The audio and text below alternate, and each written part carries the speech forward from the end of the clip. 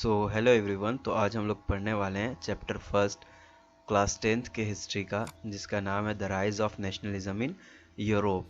ठीक है, तो इस चैप्टर को हम लोग स्टार्ट करने वाले हैं। ये हमारा वन शॉट वीडियो रहेगा। इसमें आपके सारे डाउट्स कोशिश करूँगा कि क्लियर कर दूँ, और फिर भी अगर कोई डाउट्स आपका बच जाता है या फिर कोई टॉपिक्स आप डिटेल में और एक्सप्लेन में समझना चाहते हैं, तो आप चैनल के प्लेलिस्ट पर जाकर वीडियोस देख सकते हैं। वहाँ हर एक टॉपिक को अच्छे से कवर किया गया है। तो ठीक है, बिना टाइम वेस्ट किए चलिए स्टार्ट करते हैं हमारे आज के इस chapter the rise of nationalism in Europe को। तो ये सामने आप एक पिक्चर देख रहे हैं। ये पिक्चर फ्रेडरिक सॉरे ने बनाया था 1848 में।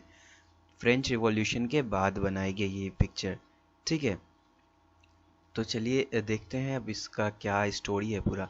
तो 1848 में फ्रेडरिक सॉरे, जो कि एक फ्रेंच आर्टिस्ट थे, उन्होंने 4 ड्राइंग बनाई थी। ठीक है, उसमें वो दिखा रहे थे कि मोनार्कियल रूल को ख़त्म कर दिया गया है। ये आगे में जो मोनार्कियल रूल है इसको ख़त्म कर दिया गया है। यहाँ दिखाया जा रहा है कि ये मोनार्कियल का पूरा अवशेष गिरा पड़ा हुआ है। ठीक है, और यहाँ लोग आज़ादी की मशाल लेकर अपने अपने नेशनल कॉस्ट्यूम और नेशनल फ्लैग के साथ लोग आगे बढ़ते जा रहे हैं। ठीक है, तो इस पिक्चर में यही डिपेक्ट किया गया है कि एक इंडिपेंडेंट को, लिबर्टी को शो करने के लिए एक फीमेल फिगर को यूज़ किया गया है, जो कि फ्रेंच रिवॉल्यूशन के टाइम से यूज़ किया जा रहा था। चूँकि फ्रेंच रिवॉल्यूशन हुआ था 1789 में और ये फिगर ड्रॉ हुई है 1848 में, इसलिए यहाँ पर आप इस फीमेल एलिगोरी को देख रहे हैं। अब एलिगोरी किसको बोलते हैं? तो एलिगोरी वो चीज़ होता है जो हम अपने इंडिपेंडेंस के लिए को दिखाने के लिए किसी चीज़ को यूज़ करते हैं। जब हम किसी चीज़ को या किसी आइडल्स को अपने इंडिपेंडेंस को शो करने के लिए यूज़ करते हैं, तब हम उसे हम एलिगोरी कहते हैं।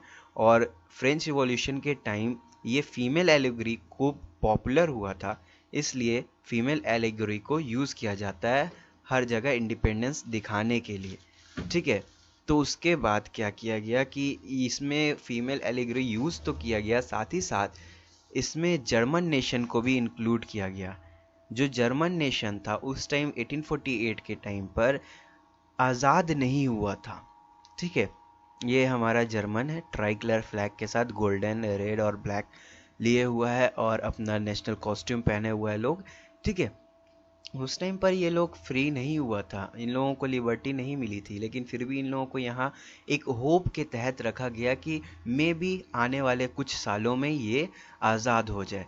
यहाँ फ्रांस, जो कि पहले से ही 1789 में ही आज़ाद हो गया था, वो जस्ट पास कर रहा था यहाँ स्टैचू ऑफ लिबर्टी के पास से। स्टैचू ऑफ लिबर्टी जो है, इसके एक हाथ में टॉर्च ऑफ एनलाइटमेंट यानी कि आज़ादी की मशाल दिखाई गई थी, तो दूसरे हाथ में मैन के क्या क्या राइट होते हैं उसका एक चार्टर दिया हुआ था। ऊपर के पिक्चर में क्राइस्ट को और बहुत सारे सेंट्स लोगों को दिखाया गया है, जो कि यहाँ पर ब्रदरहुड डिपिक्ट करने के लिए बनाया गया है। फ्रैटर्निटी, ये यहाँ देखिए लिखा हुआ भी है, फ्रैटर्निटी। ठीक है, तो ये ऊपर में ये पेंटिंग बनाई गई है फ्रैटर्निटी शो करने के लिए, आपस में भाईचारा दिखाने के लिए अलग अलग नेशंस के बीच।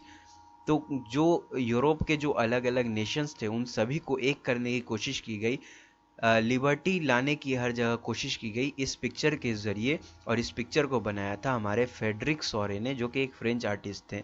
1848 में बनाई गई पिक्चर थी। उस टाइम पर कोई नहीं मानता था कि रिपब्लिक नेशन जैसी भी कोई चीज़ होती है। ठीक है, तो इसलिए इसको माना गया कि ये एक अनबिलीवेबल इमेज है। ठीक है, तो ये था आपका पूरा क्या इसमें लिखा हुआ है, वो चीज़ मैंने आपको बता दिया। अब चैप्टर में हमें क्या पढ़ना है? चैप्टर में हमें ये सब पढ़ना है कि जो फ्रांस था और यूरोप के जो बाकी स्टेट्स थे, वो सब कैसे फ्री हुए मोनार्कियल रूल से, जिसमें हम लोग सबसे पहले फ्रांस का ही देखेंगे। हम लोग स्टार्ट करेंगे फ्रेंच रिवॉल्यूशन के साथ और नेशनलिज्म के आइडिया के साथ कि कैसे नेशनलिज्म आया, कैसे फ्रेंच रिवॉल्यूशन ने नेशनलिज्म को लाने में हेल्प किया, सपोर्ट किया। तो चूंकि फ्रेंच रिवॉल्यूशन हुआ था 1789 के टाइम पर, उसी टाइम लोगों ने स्टैचू ऑफ लिबर्टी को एज अ फीमेल एलिगोरी माना। कुछ कलेक्टिव आइडेंटिटी यानी कि एक राष्ट्रीय पहचान, एक नेशनलिटी दिलाने की कोशिश की। तो जो भी उस नेशनलिटी के फीलिंग से जुड़े थे लोग, जो भी लोगों का मानना था कि हम सब एक देश के हैं तो हमारी एक पहचान होनी चाहिए, एक राष्ट्रीय पहचान होनी चाहिए, हम लोग छोटे छोटे स्टेट्स में नहीं बट के रख सकते हैं, क्योंकि 1789 के टाइम पर फुल फ्लेज टेरिटोरियल स्टेट था फ्रांस, यानी कि छोटे छोटे स्टेट्स में टुकड़ों टुकड़ों में बटा हुआ था, नेशन नहीं बना था। तो लोगों का मानना था कि हम लोग अब ऐसे ज़्यादा दिन तक नहीं रह सकते हैं, हमारी पहचान एक नेशन के साथ होनी चाहिए। तो वो लोग जो इस नेशनलिज्म के जो लोग इस नेशनलिस्ट फीलिंग्स के थ्रू कनेक्ट हुए अपने कंट्री के साथ, तो उस फीलिंग्स को ही हम लोग नेशनलिज्म कहते हैं, यानी कि अपने कंट्री के तरफ, अपने कंट्री के टुवार्ड्स एक नेशनलिटी की फीलिंग रखना कि हम सब एक ही नेशन के रहने वाले लोग हैं, इस फीलिंग को हम लोग नेशनलिज्म बोलते हैं। ठीक है, तो फ्रेंच रिवॉल्यूशन जब हुआ उसके बाद नेशनलिज्म पॉपुलर हुआ, हर जगह फैला। ठीक है, तो जब फ्रेंच रिवॉल्यूशन हुआ उसके बाद से कॉन्स्टिट्यूशन भी बना। कॉन्स्टिट्यूशन तो बना लेकिन सिर्फ जो फ्रेंच के एक्टिव सिटीजन्स थे उनके थ्रू बना। वहाँ लोगों ने बोला, जो रिवॉल्यूशन हुआ तो रिवॉल्यूशन इस बेसिस पर हुआ कि अब मोनार्कियल रूल को ख़त्म किया जाएगा और जो लोग हैं वो अब नेशन को रूल करेंगे, गवर्न करेंगे। ठीक है, तो स्टार्टिंग से ही काफ़ी चीज़ें चली आ रही थी नेशनलिज्म को शेप देने के लिए, नेशनलिज्म को आगे बढ़ाने के लिए, एक आइडेंटिटी, एक पहचान, नेशनलिटी पाने के लिए। ठीक है, जिसमें सबसे बड़ा रोल जो प्ले किया वो इस लैपेट्री और ले सेटियन ने रोल प्ले किया, सबसे अहम, एक कलेक्टिव आइडेंटिटी बनाने के लिए। लैपेट्री और ले सेटियन जो है, इसके थ्रू जितने भी लोग रहते थे वहाँ फ्रांस में, फ्रांस के स्टेट्स में, तो उन लोगों को इसके थ्रू इक्वल राइट्स प्रोवाइड हुए। कहा गया कि आप लोग यहीं, आपके फादर लोग भी रहे, आपके फोर फादर, ग्रैंड फादर, सब लोग यहीं रहे, आप लोग यहीं के सिटीजन हैं, तो इसलिए आप लोगों में कोई भी भेदभाव नहीं होना चाहिए, आप सभी को इक्वल राइट्स मिलना चाहिए। वहाँ कलेक्टिव आइडेंटिटी, नेशनलिटी दिखाने के लिए, नेशनलिज्म को एक्सप्रेस करने के लिए, आगे बढ़ाने के लिए एक फ्रेंच फ्लैग लाया गया जो कि ट्राई कलर का था। मैंने आपको पिक्चर में यहाँ दिखाया था कि ट्राई कलर का, ये देखिए फ्रेंच फ्लैग है यहाँ ट्राई कलर का, है ना। ठीक है, तो फ्रेंच फ्लैग लाया गया ट्राई कलर का कॉमन आइडेंटिटी को दिखाने के लिए। और क्या किया गया, जो ई स्टेट जनरल थे उनको इलेक्ट किया गया। अब ई स्टेट जनरल को क्या इलेक्ट किया गया, क्या मसला है ये देखिए।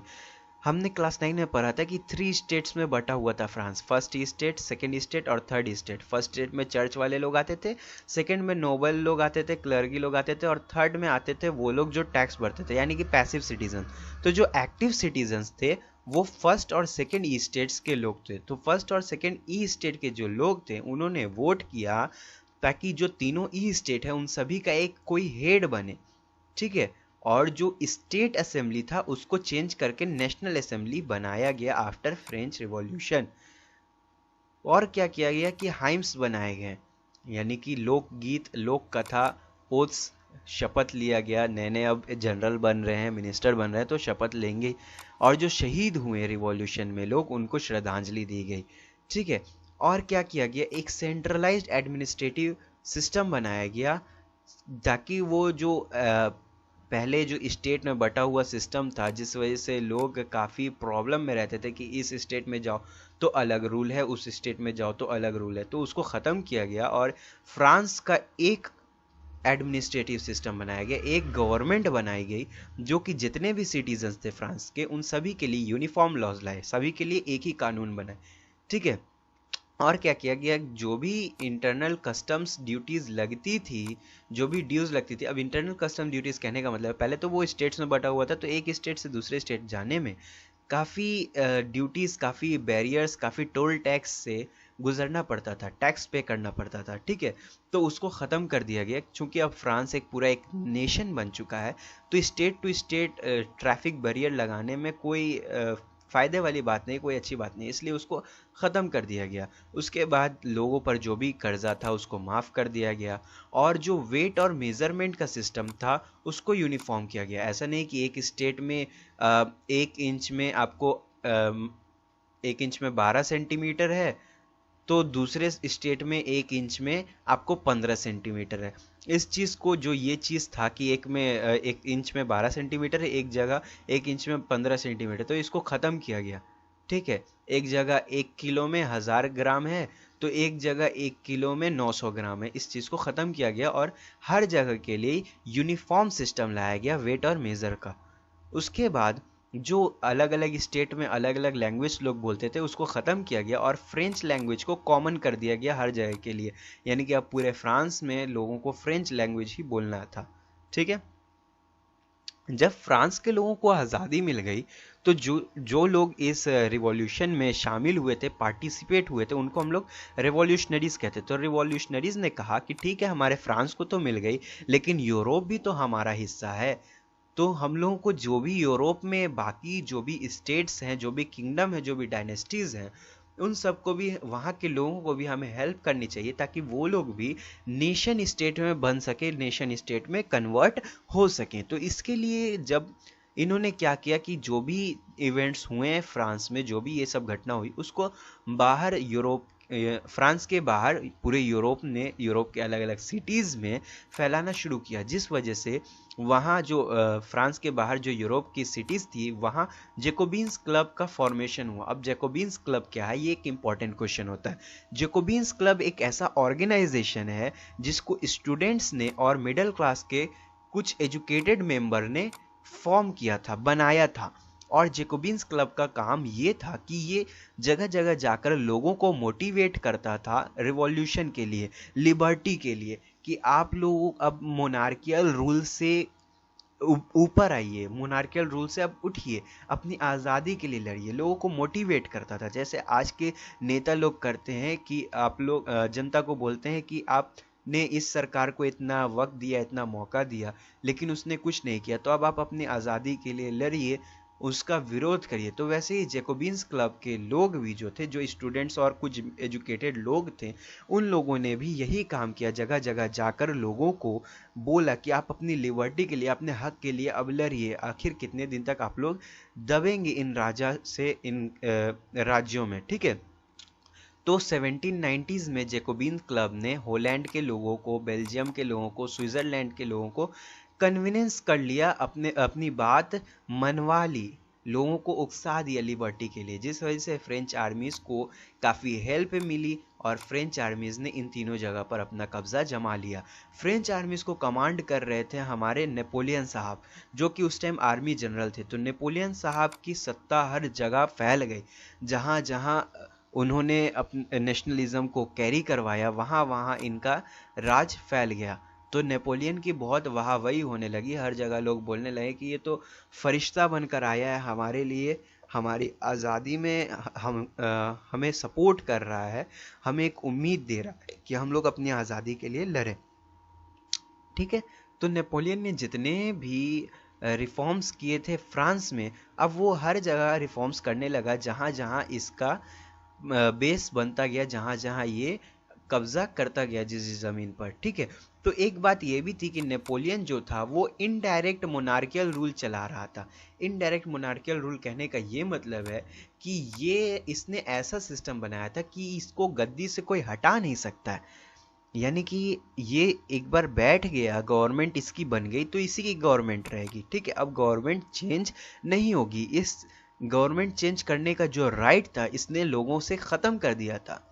ठीक है, तो इनडायरेक्ट मोनार्कियल रूल चला रहा था। लेकिन क्या था कि जो भी बाकी राजा थे, जो मोनार्कियल रूल में जो राजा लोग क्या करते थे कि कुछ भी लोगों को रिफॉर्म्स नहीं देते थे, लाइक कुछ भी रिलीफ नहीं देते थे, लोगों को कुछ भी राहत नहीं देते थे, ना लोगों को आज़ादी देते थे, ना सही से जीने देते थे। तो इसने वैसा काम नहीं किया, इसने बस अपनी गद्दी बचाई, अपनी सीट बचाई। बाकी जो एडमिनिस्ट्रेटिव फील्ड में इसका काम था, इसने जो प्रॉमिस किया था रिवॉल्यूशन के टाइम, इसने सारे प्रॉमिसेस को प्रॉपर निभाया और इसी के तहत इसने एक सिविल कोड ऑफ 1804 लाया, यानी कि 1804 के टाइम पर इसने एक सिविल कोड लाया जिसको हम लोग नेपोलियनिक कोड के नाम से भी जानते हैं। ठीक है, तो इस कोड में क्या था, इस कोड में जो भी लोगों को क्या था कि पहले फर्स्ट स्टेट, सेकेंड स्टेट के लोग के जो बच्चे होते थे, वो लोग अपने बचपन से ही, अपने पैदाइश से ही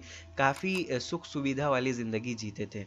उन लोगों को ऐसा था कि अगर उसका फादर क्लर्क है कहीं, तो उसको भी क्लर्क ही बनना है। उसको कोई और नीचा जॉब नहीं मिलेगा। और वहीं दूसरी तरफ थर्ड स्टेट के जो लोग थे उनको बोला जाता था कि अगर इसका फादर कॉबलर है, मोची है, तो इसका बेटा भी मोची ही बनेगा।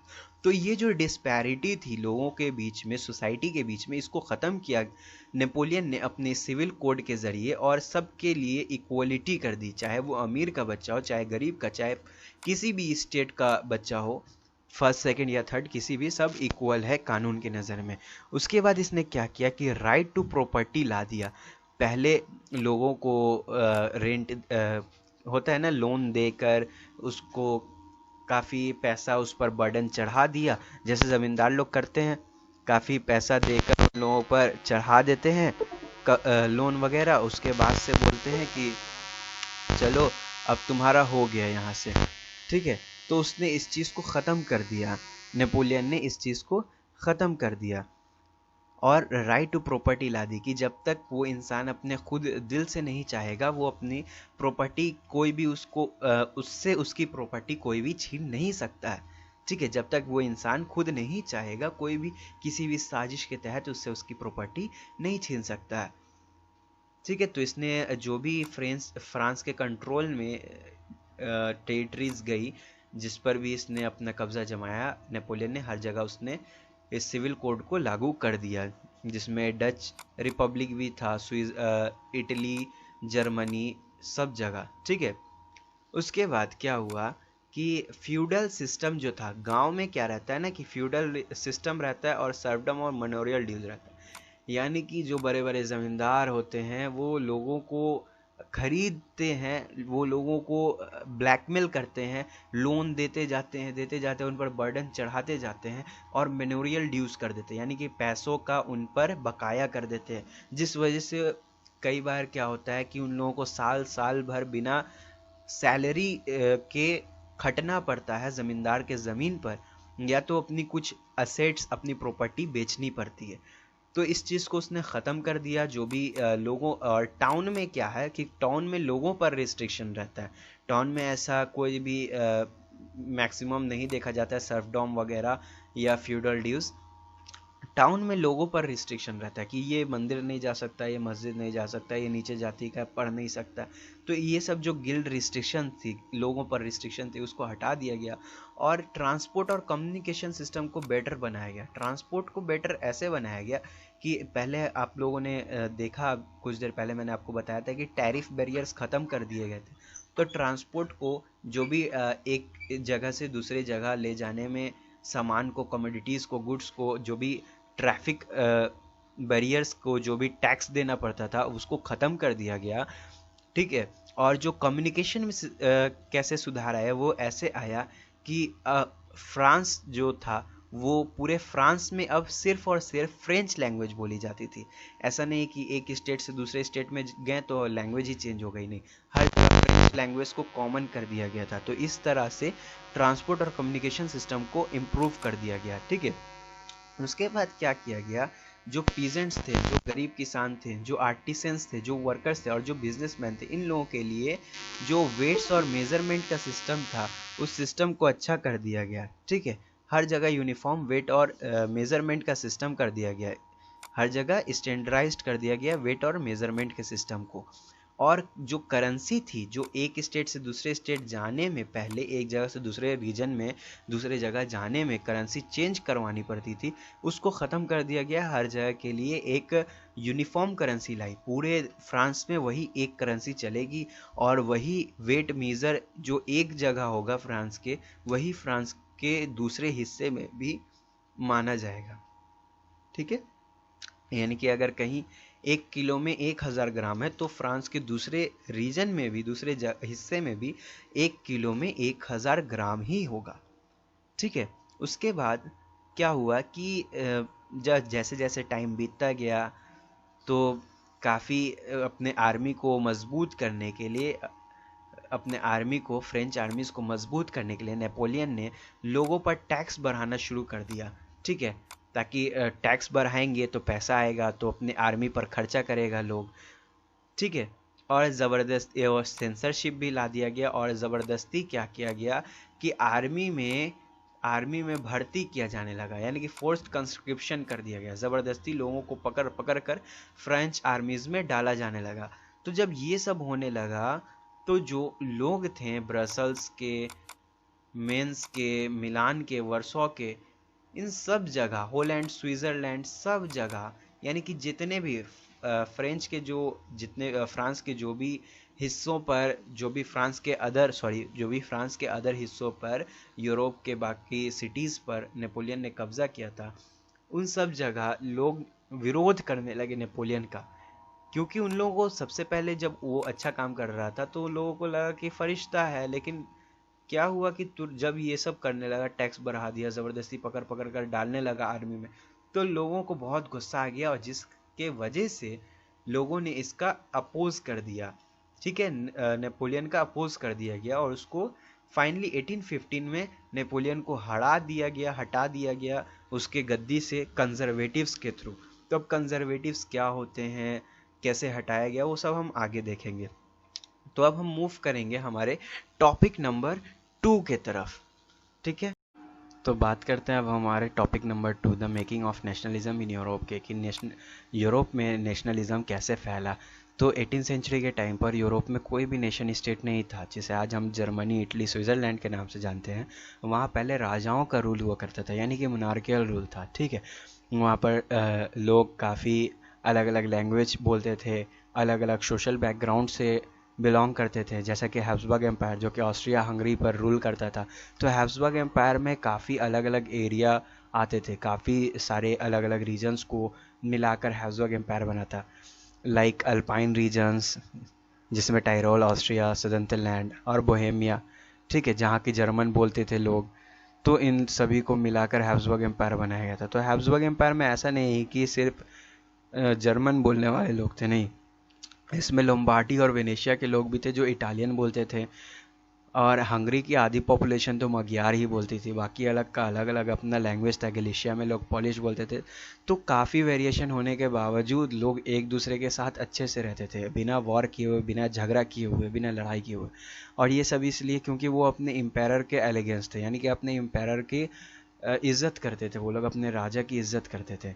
ठीक है, तो इतना सारा डाइवर्स होने के बावजूद, इतनी डाइवर्सिटी लैंग्वेज के मामले में, सोशल बैकग्राउंड के मामले में, कास्ट के मामले में, रिलीजन के मामले में, हर चीज़, एवरी एस्पेक्ट में जो लोग इतना एक दूसरे से डाइवर्स थे, तो इतना डाइवर्सिटी होने के बावजूद भी इन सारी स्टेट्स को एक करके नेशन को कैसे फॉर्म किया गया, कैसे नेशनलिज्म की फीलिंग्स लोगों के अंदर लाई गई, वो देखेंगे। तो सबसे पहला जो पॉइंट है 2.1, वो है अरिस्टोक्रेसी और न्यू मिडिल क्लास के बारे में पढ़ना।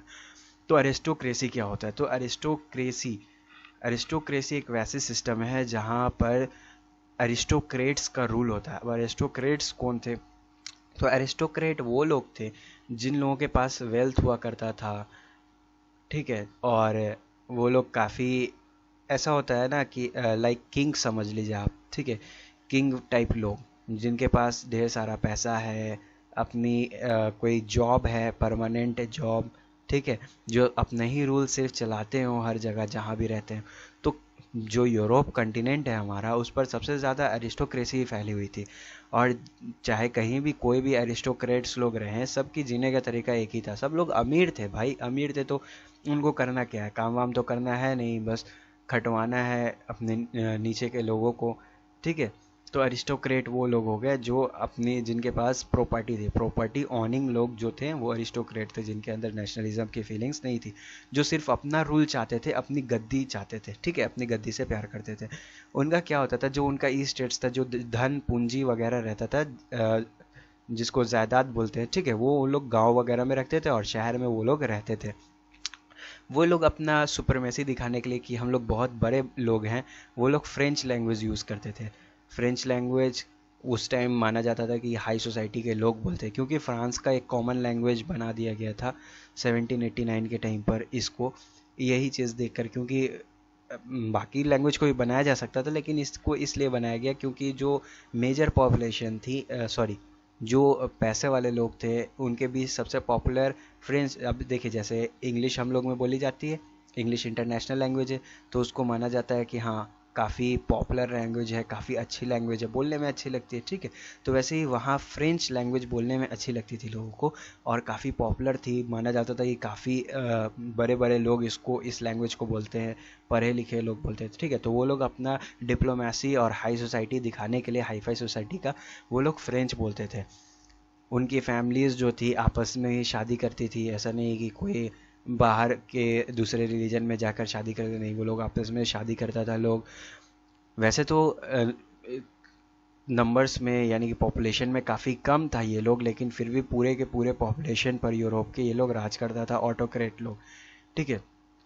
और वहाँ मेजॉरिटी जो थी यूरोप में वो पीजेंट्स लोगों की ज़्यादा थी, क्योंकि वहाँ पर अनपढ़ लोग के वजह से ही ये लोग जो ऑटोक्रेट्स लोग थे वो लोग ज़्यादा पावरफुल हो पाए। अब कोई अनपढ़ है, उसको पढ़ा लिखा है नहीं, तो उसको क्या समझ है कि कैसे कोई सिस्टम वर्क करता है, कैसे नहीं करता है, तो उन लोग पर बर्डन डाल डाल के वो लोग उस पर राज करते थे। और जो बाकी लोग थे पीजेंट्स के अलावा, वो थे टीनेंट्स और स्मॉल ऑनर्स, जो कि इनके कंट्रोल में थे ऑटोक्रेट्स के। टीनेंट्स, स्मॉल ऑनर्स और सर्फ हो गए गुलाम। तो ये लोग क्या करते थे, गुलाम लोग यानी कि इंसान को खरीद कर गुलाम बनाते थे और उससे अपनी लैंड पर वो लोग वर्क करवाते थे। टीनेंट्स लोग जो रेंटर जिनको बोलते हैं हम लोग, उनसे भी अपने लैंड पर काम करवाते थे, स्मॉल ऑनर से भी अपने लैंड पर काम करवाते थे। तो मैंने जैसा बताया कि ऑटोक्रेट्स लोग जो थे, जो अमीर लोग थे, प्रॉपर्टी ऑनिंग लोग, उन लोगों को कोई काम तो रहता नहीं था, वो लोग पैसा देकर दूसरों से काम करवाते थे, ठीक है। उसके बाद क्या है कि जैसे जैसे इंडस्ट्रीज़ का आना स्टार्ट हो गया, वैसे वैसे हमारे जो सर्फ लोग थे, टीनेंट्स, स्मॉल ऑनर्स लोग थे, पीजेंट्स लोग थे, उन पर काफ़ी मुसीबतें आने लगी। वहाँ के लोगों का मानना था कि इंडस्ट्रियल प्रोडक्शन अगर ज़्यादा होगा तो टाउन्स का डेवलपमेंट इसको माना जाएगा, और जिस वजह से काफ़ी लोग, अब ऐसा नहीं है कि सारे पीजेंट्स लोग या सारे स्मॉल ऑनर्स टीनेंट्स लोग गरीब ही हो गए, एकदम भूख प्यास से मर गए, नहीं।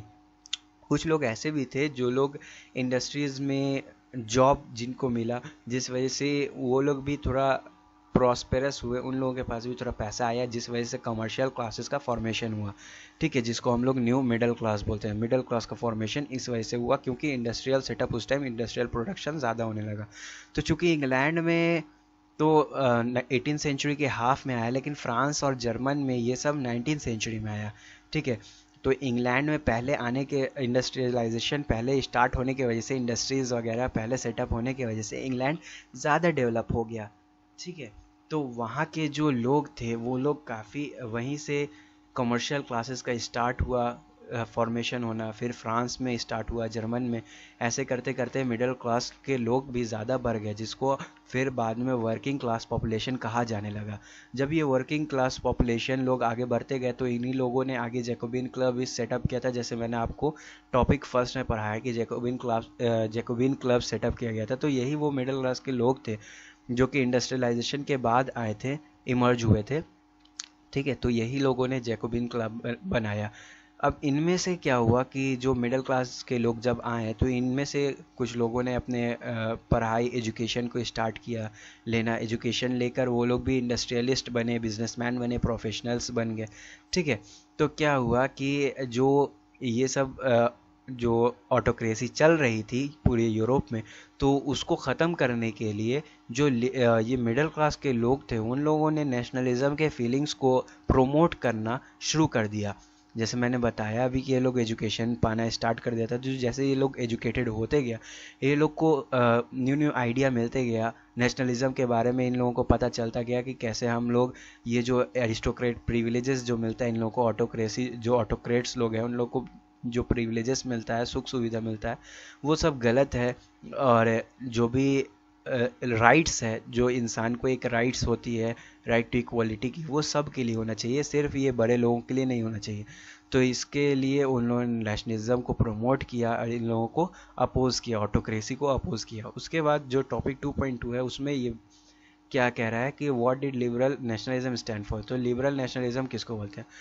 तो जो लोग लिबरल थे, यानी कि जो लोग देखिए यहाँ क्या था कि जो एजुकेटेड लोग हुए मिडिल क्लास के, ठीक है, पढ़े लिखे लोग हुए, उनके अंदर नेशनलिज्म की कॉन्सेप्ट अच्छे से समझ में उन लोगों को आ गई।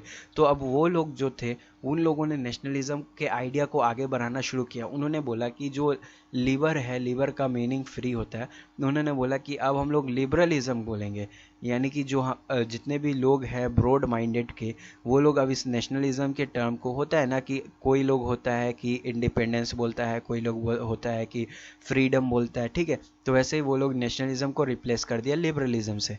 और लिबरलिज्म में क्या हुआ कि ये लोग बोला कि लिबरलिज्म कहने का हमारा मतलब है कि सिर्फ पूरे समाज की नहीं, पूरे समाज को आज़ादी नहीं, बल्कि हर एक इंसान को आज़ादी मिलनी चाहिए। अब लाइक एक पूरे कंट्री को आज़ादी मिल गया लेकिन लोगों को आज़ादी नहीं मिला, तो ये तो गलत होगा ना। तो ये लोग लिबरलिज्म को जोड़ दिया कि हर एक इंसान को फ्रीडम मिलना चाहिए और हर एक इंसान को इक्वल होने का राइट मिलना चाहिए, कि ना कोई अमीर और गरीब के बीच में भेदभाव नहीं करेगा, ठीक है, सब लोग इक्वल है।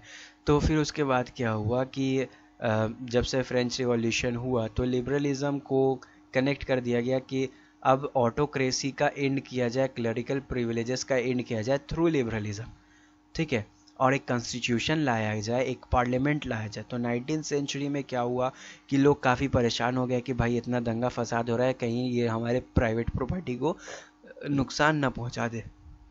तो कुछ इन लोगों को राइट्स दे दी गई, लाइक सफरेज इन लोगों को दे दिया गया, लेकिन सफरेज सिर्फ और सिर्फ जो प्रॉपर्टी ऑनिंग मैन थे, ठीक है, जो प्रॉपर्टी ऑनिंग मैन थे उनको दिया गया था ये सफरेज, ठीक है, यानी कि राइट टू वोट सिर्फ उन लोगों को दिया गया था जिनके पास प्रॉपर्टी हुआ करती। तो डायरेक्टली बोले या इनडायरेक्टली बोले तो ये उन्हीं वही लोग हो गए जो ऑटोक्रेट्स थे, और कुछ थोड़े बहुत लोग हो गए जो मिडिल क्लास के, कमर्शियल फैमिली के रिच लोग थे, ठीक है, और जिनको प्रॉपर्टी नहीं थी और वुमेंस लोग, ये लोगों को किसी भी तरीके पॉलिटिकल राइट्स नहीं दिया गया, जिस वजह से इन लोगों ने एक 19वीं सेंचुरी और 20वीं सेंचुरी के दौरान वुमेन ने और जिनके पास प्रॉपर्टी नहीं थी उन मेन ने एक अपोजिशन मूवमेंट स्टार्ट कर दिया, ठीक है, गवर्नमेंट के खिलाफ, कि हमें भी इक्वल पॉलिटिकल राइट मिलना चाहिए। तो ये तो थी बात सोसाइटी की, कि सोसाइटी में लोग लिबरलिज्म को कैसे देखते थे, सोसाइटी में लोग लिबरलिज्म को अपनी आज़ादी से, इक्वलिटी से देखते थे। अब इकोनॉमिक की बात कर ले, कॉमर्शियल की, यानी कि लेन देन, पैसा वगैरह, मार्केटिंग की। तो मार्केटिंग में लोग लिबरलिज्म का मतलब डायरेक्ट निकालते थे कि हमें मार्केट करने की, हमें व्यापार करने की आज़ादी मिले, कोई किसी भी तरह का रिस्ट्रिक्शन हमारे कैपिटल को एक्सचेंज करने में, ट्रांसफ़र करने में, उनके मूवमेंट में किसी भी तरह का रिस्ट्रिक्शन ना आए, यानी कोई भी हमें टैरिफ बैरियर ना देना पड़े, ठीक है। तो क्या हुआ कि जो जर्मन स्पीकिंग रीजन था 19वीं सेंचुरी के स्टार्टिंग में, उस टाइम से ये शुरू किया गया लिबरलिज्म का इकोनॉमिक स्फेयर में, ठीक है, जिसमें नेपोलियन ने क्या किया था कि 39 स्टेट्स का एक कॉन्फेडरेशन बनाया था, यानी कि जो भी छोटे छोटे प्रिंसिपैलिटीज़ थे उन सभी को एक करके 39 स्टेट्स बना दिया टोटल, ठीक है, 39 स्टेट्स का एक ग्रुप बना दिया, कॉन्फेडरेशन बना दिया, जिसमें उन्होंने बोला, नेपोलियन ने बोला कि ठीक है, तो जो छोटी छोटी प्रिंसिपैलिटीज़ थी अब उसको ख़त्म करके अब जो 39 स्टेट्स बना है, तो हर स्टेट अपना करेंसी रख सकता है, अपना वेट और मेज़र का सिस्टम रख सकता है, ठीक है। तो लाइक एक एग्जांपल ले लीजिए कि जैसे मान लीजिए कि अगर 1833 के टाइम पे, यानी कि 19वीं सेंचुरी के टाइम पर, अगर कोई इंसान हैम्बर्ग से न्यूरमबर्ग जा रहा होता अपना सामान बेचने के लिए, तो उसको 11 कस्टम बैरियर से गुजरना पड़ता था, ठीक है, और लगभग हर जगह उसको 5% अपने गुड्स का टैक्स भरना पड़ता था। तो 5% 11 जगह भरेगा तो 55% टोटल, 55% जब ये टैक्स ही भरेगा तो 45% में क्या कमाएगा, क्या खाएगा, ठीक है।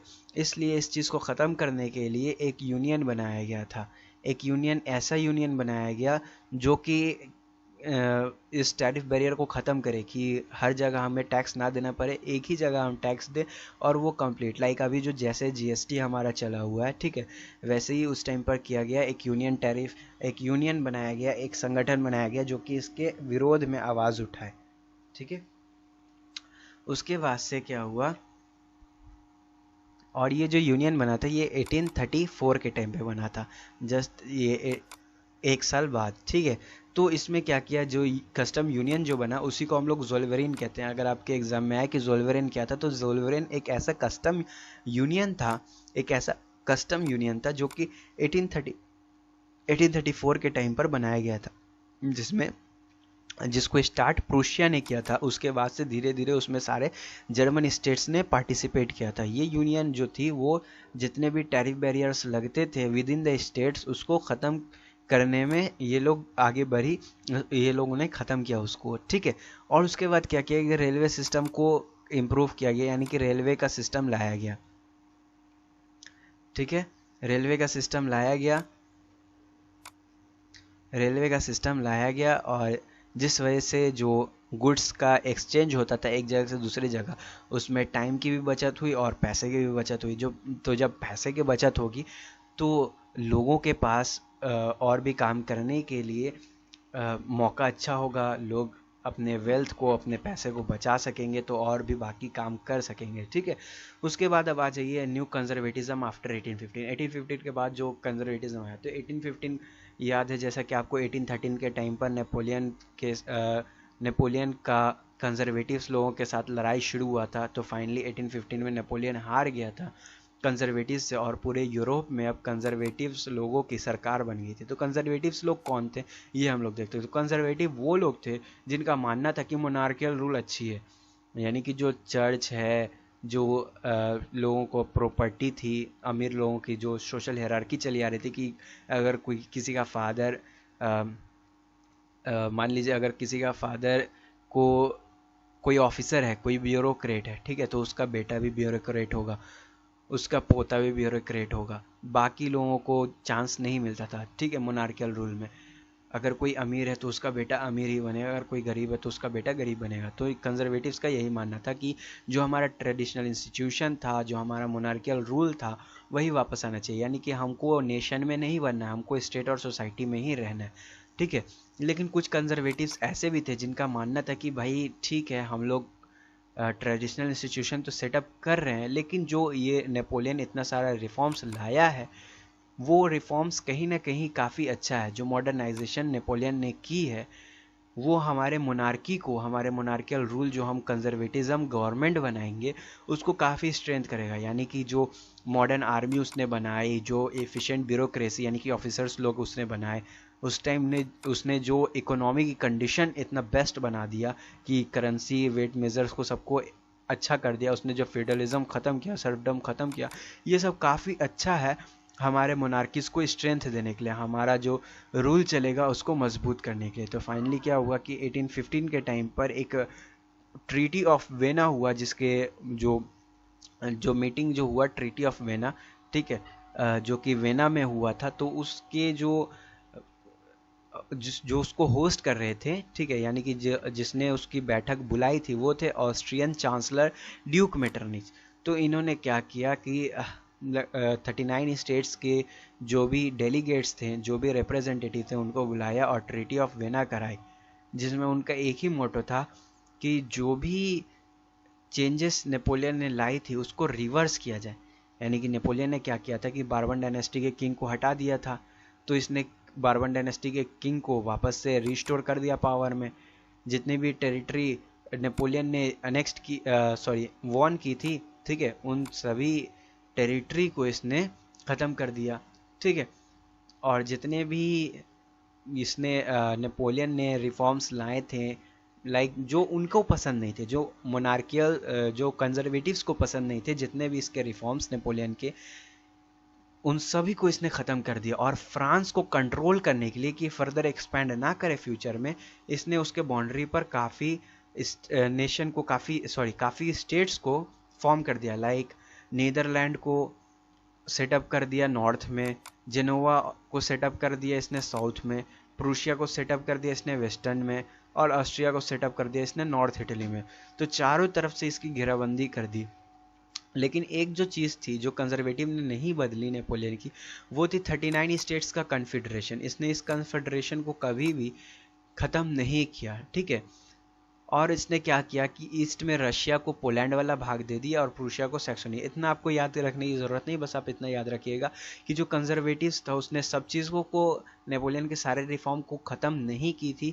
इसने 39 स्टेट के जो जर्मन कन्फेडरेशन था उसको रहने दिया, करेंसी और वेट मेजरमेंट का जो सिस्टम था उसको रहने दिया, रेलवे सिस्टम को रहने दिया, ठीक है, फ्रेंच लैंग्वेज को रहने दिया।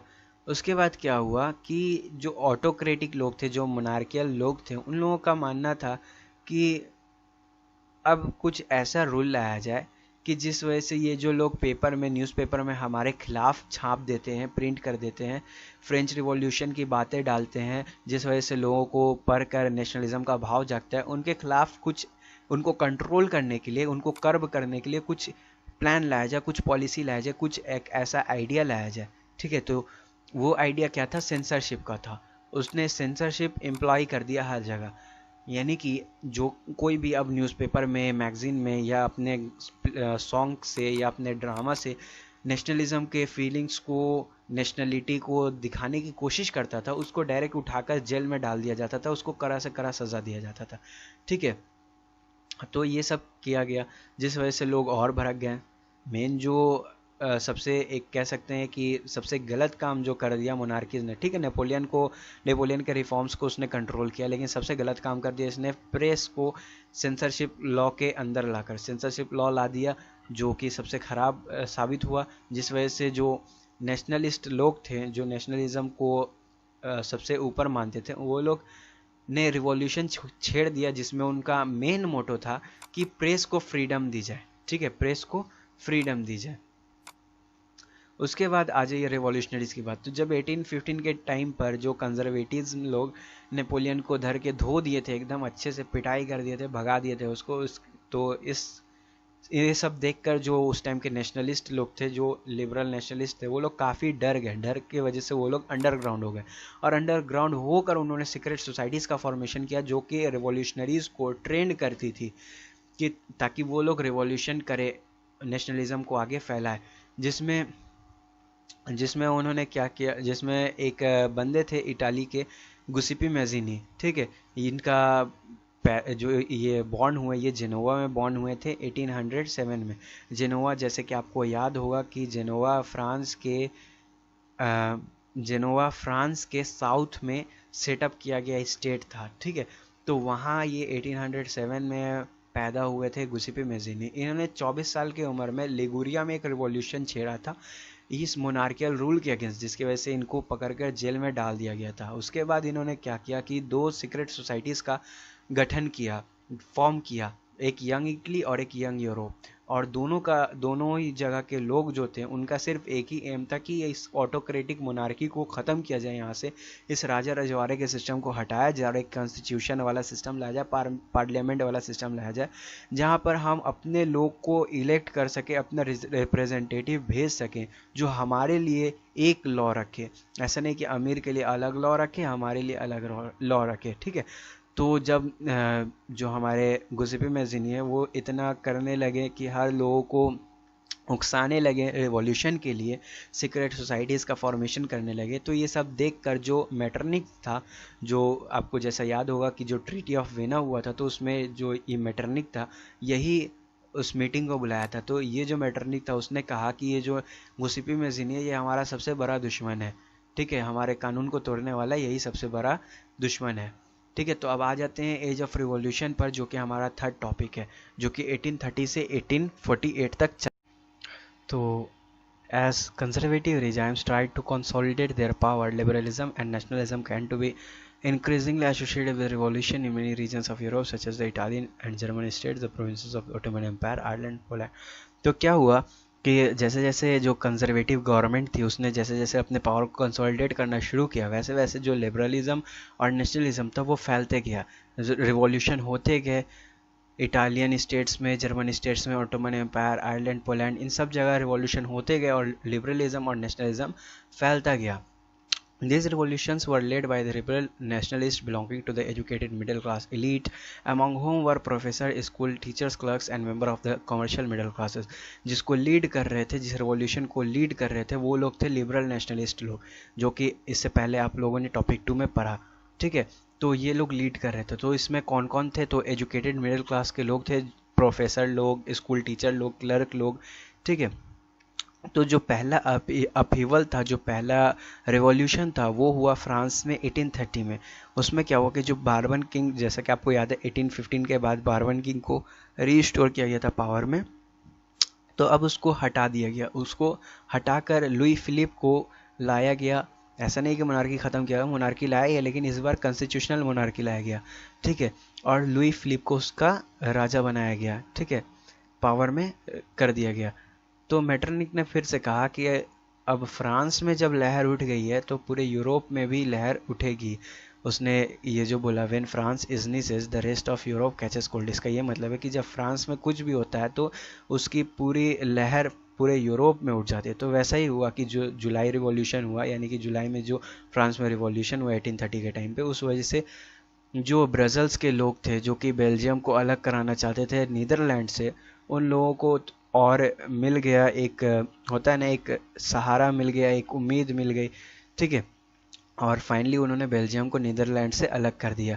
An event that mobilised national feelings among the educated middle across Europe was the Greek war of independence. तो यूरोप के बाहर जो लोग रहते थे उन लोगों के अंदर नेशनलिज्म की फीलिंग्स लाने की जो सबसे मेन रोल प्ले किया है वो क्या, ग्रीक वॉर ऑफ इंडिपेंडेंस ने। पहले क्या हुआ था कि ग्रीस ओटोमन एम्पायर का हिस्सा हुआ करता था 15th सेंचुरी के टाइम पर, लेकिन उससे पहले भी क्या था कि जो ग्रीस था वो यूरोप के अंडर में आता था, तो वहाँ के जो लोग थे वो क्रिश्चियन थे, और जो ओटोमन एम्पायर था ये एक मुस्लिम एम्पायर था, ठीक है। तो ये जो ग्रीस के लोग थे वो बोलते थे कि नहीं, हमारा ओरिजिन हुआ है क्रिश्चियन से, तो हम मुस्लिम नहीं हो सकते, ठीक है। तो इस वजह से जो ग्रीस के लोग थे इन लोगों ने ओटोमन एम्पायर से अलग होने के लिए, अपने पहचान पाने के लिए अपने नेशनलिज्म को यूज़ किया और उससे अलग होने के लिए रिवॉल्यूशन छेड़ दिया। तो फाइनली 1821 में जो स्टार्ट हुआ था स्ट्रगल इंडिपेंडेंस के लिए, वो आगे जाकर काफ़ी पॉपुलर हुआ। उसको जो लोग इस रिवॉल्यूशन के छेड़ने की वजह से जेल में थे, वो जेल के लोगों ने इसको सपोर्ट किया, और बाकी जो वेस्ट यूरोप में रहने वाले जो लोग थे उन लोगों ने भी, ग्रीस के जो नेशनलिस्ट लोग थे, जो लोग इसको आज़ाद कराना चाहते थे, इंडिपेंडेंट कराना चाहते थे ओटोमन एम्पायर से, उसको सपोर्ट किया नेशनलिस्ट लोगों को। और फाइनली जो एक पोएट थे लॉर्ड बायरन, वो काफ़ी सारा चंदा इकट्ठा करके, फंड इकट्ठा करके गए थे जंग लड़ने के लिए, लेकिन क्या हुआ कि जंग से पहले ही वो उनकी 1824 में ही डेथ हो गई, ठीक है। और फाइनली जब ज़्यादा होने लगा, रिवॉल्यूशन छिड़ने लगा, तो ओटोमन एम्पायर के लोगों ने बोला कि ठीक है हम एक ट्रीटी करते हैं। तो फाइनली ट्रीटी ऑफ कॉन्स्टेंटिनोपल हुआ।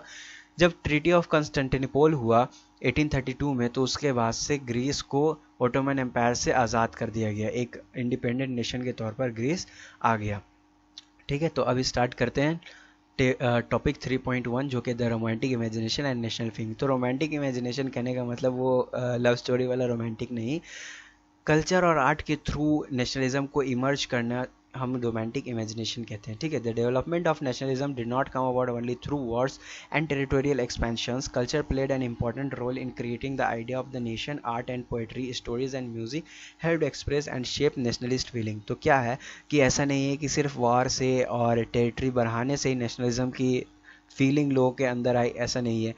इसमें काफ़ी हद तक नेशनलिज्म को प्रोमोट करने में काफ़ी हद तक art and poetry, stories, music का भी उतना ही कंट्रीब्यूशन रहा, ठीक है। तो एक केस देखते हैं जो कि कल्चरल मूवमेंट हुआ था, जिसमें नेशनलिस्ट जो लोग थे उन लोगों को काफ़ी हेल्प मिला नेशनलिज्म को प्रोमोट करने में। तो क्या था कि रोमांटिक आर्टिस्ट जो थे, यानी कि पोएट्स, उस टाइम के जो पोएट्स थे, जो आर्टिस्ट थे, जो पोएट्री से, स्टोरीज से, जो अपने आर्ट से लोग में नेशनलिज्म प्रोमोट करना चाहते थे, उन्होंने काफ़ी ये जो साइंस की टेक्नोलॉजी कर दी थी, रेलवे वगैरह आ गया था, इसको काफ़ी क्रिटिसाइज़ किया। बोला कि ऐसे ऐसे डेवलपमेंट का, ऐसे साइंस का, ऐसे टेक्नोलॉजीज़ का क्या फ़ायदा कि हम लोग आज़ाद ही नहीं है, हमारे बीच कोई कलेक्टिव हेरिटेज ही नहीं है, यूनिकनेस ही नहीं है, ठीक है। तो इसी के जो सपोर्ट में खड़े हुए थे, तो एक जर्मन फिलोसफर थे जोहान गॉटफ्रीड हर्डर। इन्होंने कहा कि अगर आपको ट्रू जर्मन कल्चर देखना है, अगर आपको जर्मन की संस्कृति देखनी है, तो यहाँ के रहने वाले लोगों में देखिए, कॉमन पीपल में, जिसको दास वोल कहते हैं, ठीक है। यहाँ की आप लोग पोइट्री में देखिए, लोक कथा में देखिए, लोक गीत में देखिए, लोक डांस में देखिए, फोल्क डांस जिसको बोलते हैं, यानी कि वहाँ का ancient dance, ancient poetry, ancient song, इन सब में देखिए, तब आपको पता चलेगा कि जर्मन के लोगों का कल्चर क्या, ठीक है। तो इन सब कल्चर्स को, इन सब फोक कल्चर्स को, एंशियंट कल्चर्स को एक होता है, जैसे बोला जाता है कि अगर आप नेशनलिज्म को रखना चाहते, लोगों को अपनी बात समझाना चाहते, तो कोई एक टॉपिक आपको लेना पड़ेगा अपनी बात को लोगों को समझाने के लिए, मनाने के लिए, मोटिवेट करने के लिए। तो नेशनलिस्ट लोगों ने इसी को, इस फोक कल्चर को एक बेस बनाया, टॉपिक बनाया नेशन बिल्डिंग के प्रोसेस में, नेशनलिज्म को फैलाने में। ठीक है, the emphasise on vernacular language and the collection of local folklore was not just to recover an ancient national spirit but also to carry the modern nationalist message to large audience who were mostly illiterate. तो क्या था कि अब देखिए अलग अलग regions है, तो हर जगह, हर रीजन्स में तो ऐसा नहीं है कि लोग एक दूसरे की बात समझ ही जाए। अब अगर हम पटना में रहते हैं तो हम पटना का लैंग्वेज जानेंगे, हरियाणा में रहेंगे तो हरियाणा का। तो जो नेशनलिस्ट लोग थे वो लोग जहाँ भी जाते थे तो वहाँ के लोगों को अपने में शामिल करते थे, कुछ लोग को, और अपनी भाषण को वहीं के लैंग्वेज में देते थे जो वहाँ का लैंग्वेज हुआ करता था, लोकल लैंग्वेज, उस लैंग्वेज में अपना स्पीच देते थे और वहाँ के लोगों को रिवॉल्यूशन के लिए, नेशनलिज्म के लिए मोटिवेट करते थे। ठीक है, तो ऐसे ही एक केस हुआ पोलैंड में, जो कि 18th सेंचुरी के टाइम पर रशिया, प्रूशिया और ऑस्ट्रिया का पार्ट हुआ करता था। Even though Poland no longer existed as an independent territory, national feelings were kept alive through music and language. हालांकि पोलैंड काफ़ी टाइम तक इंडिपेंडेंट नहीं रहा, लेकिन जो नेशनलिज्म की फीलिंग्स थे वो लोगों के अंदर जगी रही through music, through language. Karol Kurpinski celebrated national struggle through his operas and music, turning folk dances like the polonaise and mazurka into national symbols. तो पोलैंड के ही एक रहने वाले थे करोल कुरपिंस्की, इन्होंने क्या किया कि अपने जो स्ट्रगल चला इंडिपेंडेंस के लिए, उन्होंने इसको अपने म्यूज़िक के थ्रू, अपने डांस के थ्रू, जो कि पोलोनाइज और मजूरका डांस है, इसके थ्रू इस स्ट्रगल को लोगों तक पहुंचाने का काम किया। ठीक है, इसको लोगों तक खुशी फैलाने का काम किया, यानी कि अपने जीत के संघर्ष को लोगों के बीच बांटा अपने म्यूज़िक के ज़रिए, डांस के ज़रिए। ठीक है, language too play an important role in developing nationalist sentiments. अब लैंग्वेज तो इम्पॉर्टेंट रोल प्ले करेगा ही लोगों के बीच नेशनलिज्म के फीलिंग्स को बनाने के लिए, क्योंकि अगर आप कहीं का लैंग्वेज जाने रहेंगे, लोकल लैंग्वेज, तो आप उस लैंग्वेज में लोगों को अच्छा समझा सकेंगे। लाइक अगर मैं हिंदी जानता हूँ तो मैं हिंदी में लोगों को अच्छा समझा सकूँगा। अगर मैं कहीं इंग्लिश कंट्री में जाता हूँ तो मैं वहाँ अगर हिंदी बोलूँ तो वहाँ लोग नहीं समझेंगे, लेकिन अगर इंग्लिश बोलूँ तो समझ जाएंगे। ठीक है, तो जब पोलिश लैंग्वेज क्या हुआ, जब रशिया में जब रशियन ऑक्यूपेशन ज़्यादा बढ़ने लगा, यानी कि जो रशिया के लोग थे, रशियन बोलने वाले लोग थे, जब वो लोग काफ़ी मेजोरिटी में होने लगे तो उन्होंने पोलिश लैंग्वेज को दबा दिया। इवन उन्होंने स्कूल में भी जो बच्चों की पढ़ाई होती थी पोलिश लैंग्वेज में, उसको भी ख़त्म कर दिया और हर जगह रशियन लैंग्वेज को पावर में ला दिया, हर जगह इम्पोज कर दिया। तो 1831 में एक रिवॉल्यूशन हुआ रशिया के खिलाफ, लेकिन ये रिवॉल्यूशन अनसक्सेसफुल रहा। ठीक है, इसके बाद से many members of the clergy in Poland began to use language as a weapon of national resistance. तो क्या हुआ कि काफ़ी लोग जो पोलैंड में रहते थे, रशिया में, पहले तो पोलैंड रशिया का ही पार्ट था ना, तो काफ़ी लोगों ने जो रशियन लैंग्वेज था उसको अपोज किया। कैसे किया कि वो लोग चर्च में लोगों को बुलाते थे, इकट्ठा करते थे और वहाँ उसको मोटिवेट करते थे नेशनलिज्म के लिए और रिवॉल्यूशन के लिए, बोलते थे कि आप रिवॉल्यूशन करिए इन रशियन के ख़िलाफ़, रशियन अम्पायर के ख़िलाफ़। ठीक है, तो जिस वजह से जो सेंट लोग थे, उन लोगों को, जो बाइशेप्स और प्रिस्ट लोग जो थे, उन लोगों को जेल भेज दिया गया। यानी कि चर्च के जो साधु लोग थे, जो लोग ये काम कर रहे थे कि पोलिश लैंग्वेज को वापस से लाया जाए, पोलैंड को इंडिपेंडेंट बनाया जाए, ये लोगों के बीच में फीलिंग्स डाल रहे थे, उन लोगों को उठाकर जेल में डाल दिया गया, साइबेरिया भेज दिया गया। ठीक है, और जो पोलिश लैंग्वेज था, तो ऐसा कहा गया कि हम लोग पोलिश लैंग्वेज के लिए लड़ाई कर रहे हैं, हम लोग अपने लैंग्वेज के लिए, अपने हक के लिए लड़ाई कर रहे हैं। तो रशियन डोमिनेंस के अगेंस्ट में जो स्ट्रगल किया गया, तो उसमें पोलिश लैंग्वेज को मेन मोटो रखकर, मेन टॉपिक रखकर स्ट्रगल किया गया। उसके बाद है ये hunger, hardship and popular revolt. The 1830s were years of great economic hardship in Europe. तो 1830 के टाइम पर यूरोप में काफ़ी ज़्यादा भूखमरी हो गई थी, काफ़ी लोगों के पास जॉब वगैरह नहीं हुआ करता था, क्योंकि उस टाइम पर पॉपुलेशन काफ़ी बढ़ गया था, और पॉपुलेशन बढ़ेगा तो लोगों को भूख लगेगी तो लोगों को नौकरी की तलाश होगी। अब ज़्यादा लोग हैं तो नौकरी मिलना हर लोगों को पॉसिबल नहीं है, कंपटीशन वहाँ पर हो जाएगा। तो लोग गांव से शहर में आने लगे, ओवर क्राउडेड स्लम्स में रहने लगे। ठीक है, और कुछ जो स्मॉल प्रोड्यूसर्स थे जो टाउन में, उनको और ज़्यादा कंपटीशन फेस करना पड़ा, क्योंकि अब गांव से लोग शहर में आ गए, तो शहर में जो लोग पहले से काम करते थे उन लोगों का देखा था कि गांव के आए लोग भी काम करना शुरू किया, जो अब जहाँ पर एक मिठाई की दुकान थी अब वहाँ पर 5-6 मिठाई की दुकान खुल गई, जिस वजह से कंपटीशन काफ़ी हाई हो गया। तो कंपटीशन हाई हो गया तो इंग्लैंड के जो लोग थे वो लोग तो वहाँ इंडस्ट्रियलाइजेशन की वजह से काफ़ी प्रॉफिट कमा रहे थे, वो लोग मशीन मेड गुड्स बेच देते थे पूरे यूरोप में, और बाकी जो लोग यूरोप में रहा करते थे स्मॉल प्रोड्यूसर उन लोगों को घाटा लगवा देते थे, है ना, क्योंकि इंग्लैंड में तो 18th सेंचुरी के हाफ से ही इंडस्ट्रियलाइजेशन स्टार्ट हो गया था। तो चूंकि अब मशीन मेड अब मशीन मेड आप लेस लीजिएगा और एक घर का बनाया हुआ लेस लीजिएगा, तो दोनों में आपको अच्छा ज़्यादा मशीन मेड ही लगेगा, आप ज़्यादा उसी को प्रेफर करिएगा। तो इंग्लैंड का इस हरकत से जो यूरोप के बाकी स्मॉल प्रोड्यूसर उनको काफ़ी घाटा लगता था। तो this was specially so in textile production, और ये ऐसा ही कपड़े के प्रोडक्शन में भी हुआ। क्या हुआ कि जो लोग हाथ से बनाते थे कपड़ा और मशीन में जो कपड़ा बनता था, दोनों की क्वालिटी अलग हुआ करती थी, तो लोग ज़्यादा प्रेफर करते थे मशीन में बनाए हुए कपड़े को। तो इस वजह से जो मशीन मेड टेक्सटाइल प्रोडक्शन था वो काफ़ी बढ़ने लगा, और जो बाकी लोग हैंडमेड टेक्सटाइल जो चलता था वो ख़त्म हो गया, वो काफ़ी हद तक डाउन हो गया, जिस वजह से लोग काफ़ी बर्डन में आ गए, लोगों पर काफ़ी उधार चढ़ गया। ठीक है, उसके बाद क्या हुआ कि फूड का प्राइस, एक मिनट सॉरी, उसके बाद क्या हुआ कि एक ऐसा भी टाइम आया कि लोगों के पास पैसा तो हो गया, लेकिन जो हार्वेस्ट होना चाहिए था, जो फसल होना चाहिए था, चूंकि अब मशीन का टाइम आ गया, तो मशीन फर्टिलाइज़र आ रहा है, केमिकल आ रहा है, तो लोग मार केमिकल पे केमिकल डाले जा रहे हैं पूरा अच्छे फसल के लिए। तो अब केमिकल कहीं ना कहीं तो रिएक्ट करेगा ना, तो रिएक्ट कर गया केमिकल, और हार्वेस्ट ख़राब हो गई, जिस वजह से सप्लाई कम हो गया, फूड का सप्लाई अब कम हो गया, तो डिमांड ज़्यादा है, सप्लाई कम है, तो वहाँ पर क्या होता है, पॉपरिज्म हो जाता है, भूखमरी फैल जाती है। तो पूरे शहर में, पूरे देश में भूखमरी फैल गई।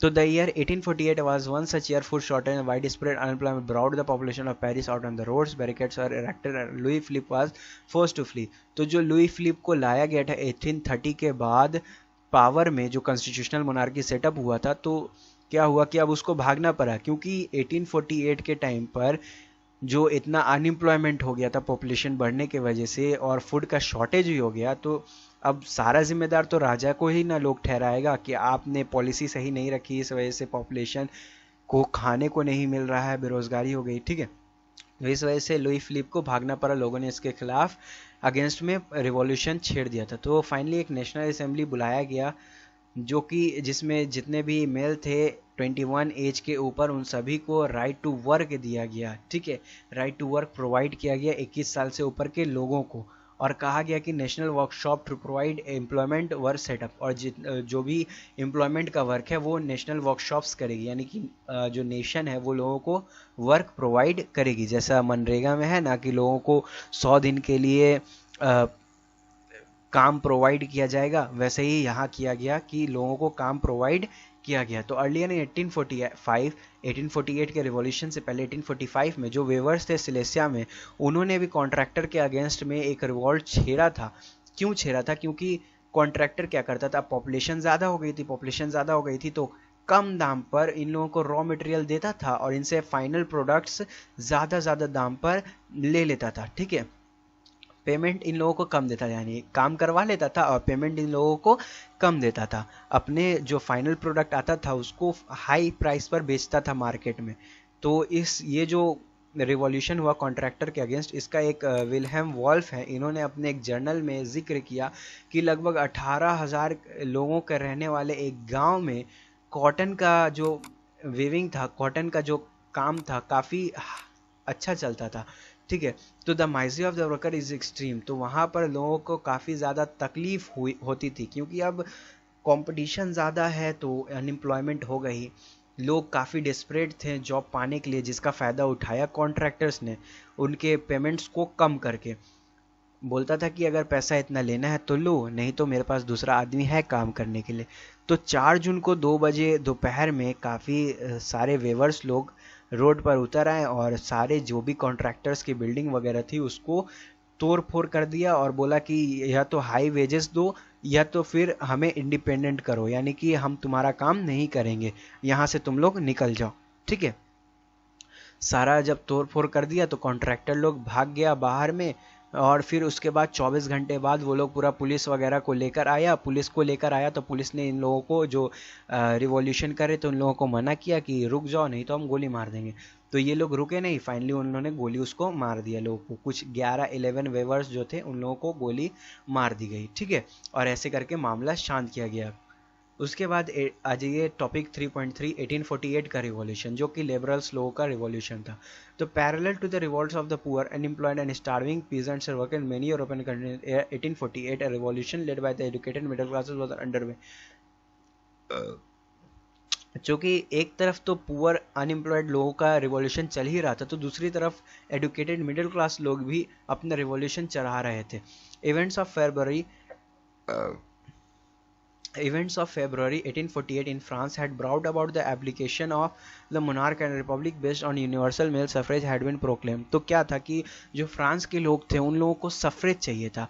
सफरेज सिर्फ और सिर्फ प्रॉपर्टी ऑनिंग मेन के लिए नहीं, बल्कि जितने भी मेल थे, याद रखिएगा सिर्फ मेल के लिए, वुमेन के लिए नहीं। फ्रांस के लोग जो थे उन लोगों का डिमांड था कि हमें सफरेज मिले, राइट टू वोट मिले, हम अपना रिप्रेजेंटेटिव चुने। तो एक तरीके से क्या था कि ये लोग मोनार्कियल रूल को अपोज कर रहे थे, उनका एब्डिकेशन करना चाहते थे, खत्म करना चाहते थे।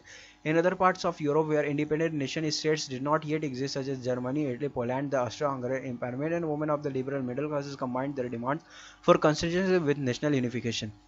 और बाकी जो इस नेशन स्टेट जो उस टाइम बने नहीं थे यूरोप के, like Germany, Italy, Poland, Austro-Hungarian, तो ये सब भी डिमांड कर रहे थे, एक रिवॉल्यूशन छेड़ रहे थे। लेकिन इनका जो डिमांड था, इन्होंने कॉन्स्टिट्यूशन को और नेशनल यूनिफिकेशन को कंबाइन कर दिया था।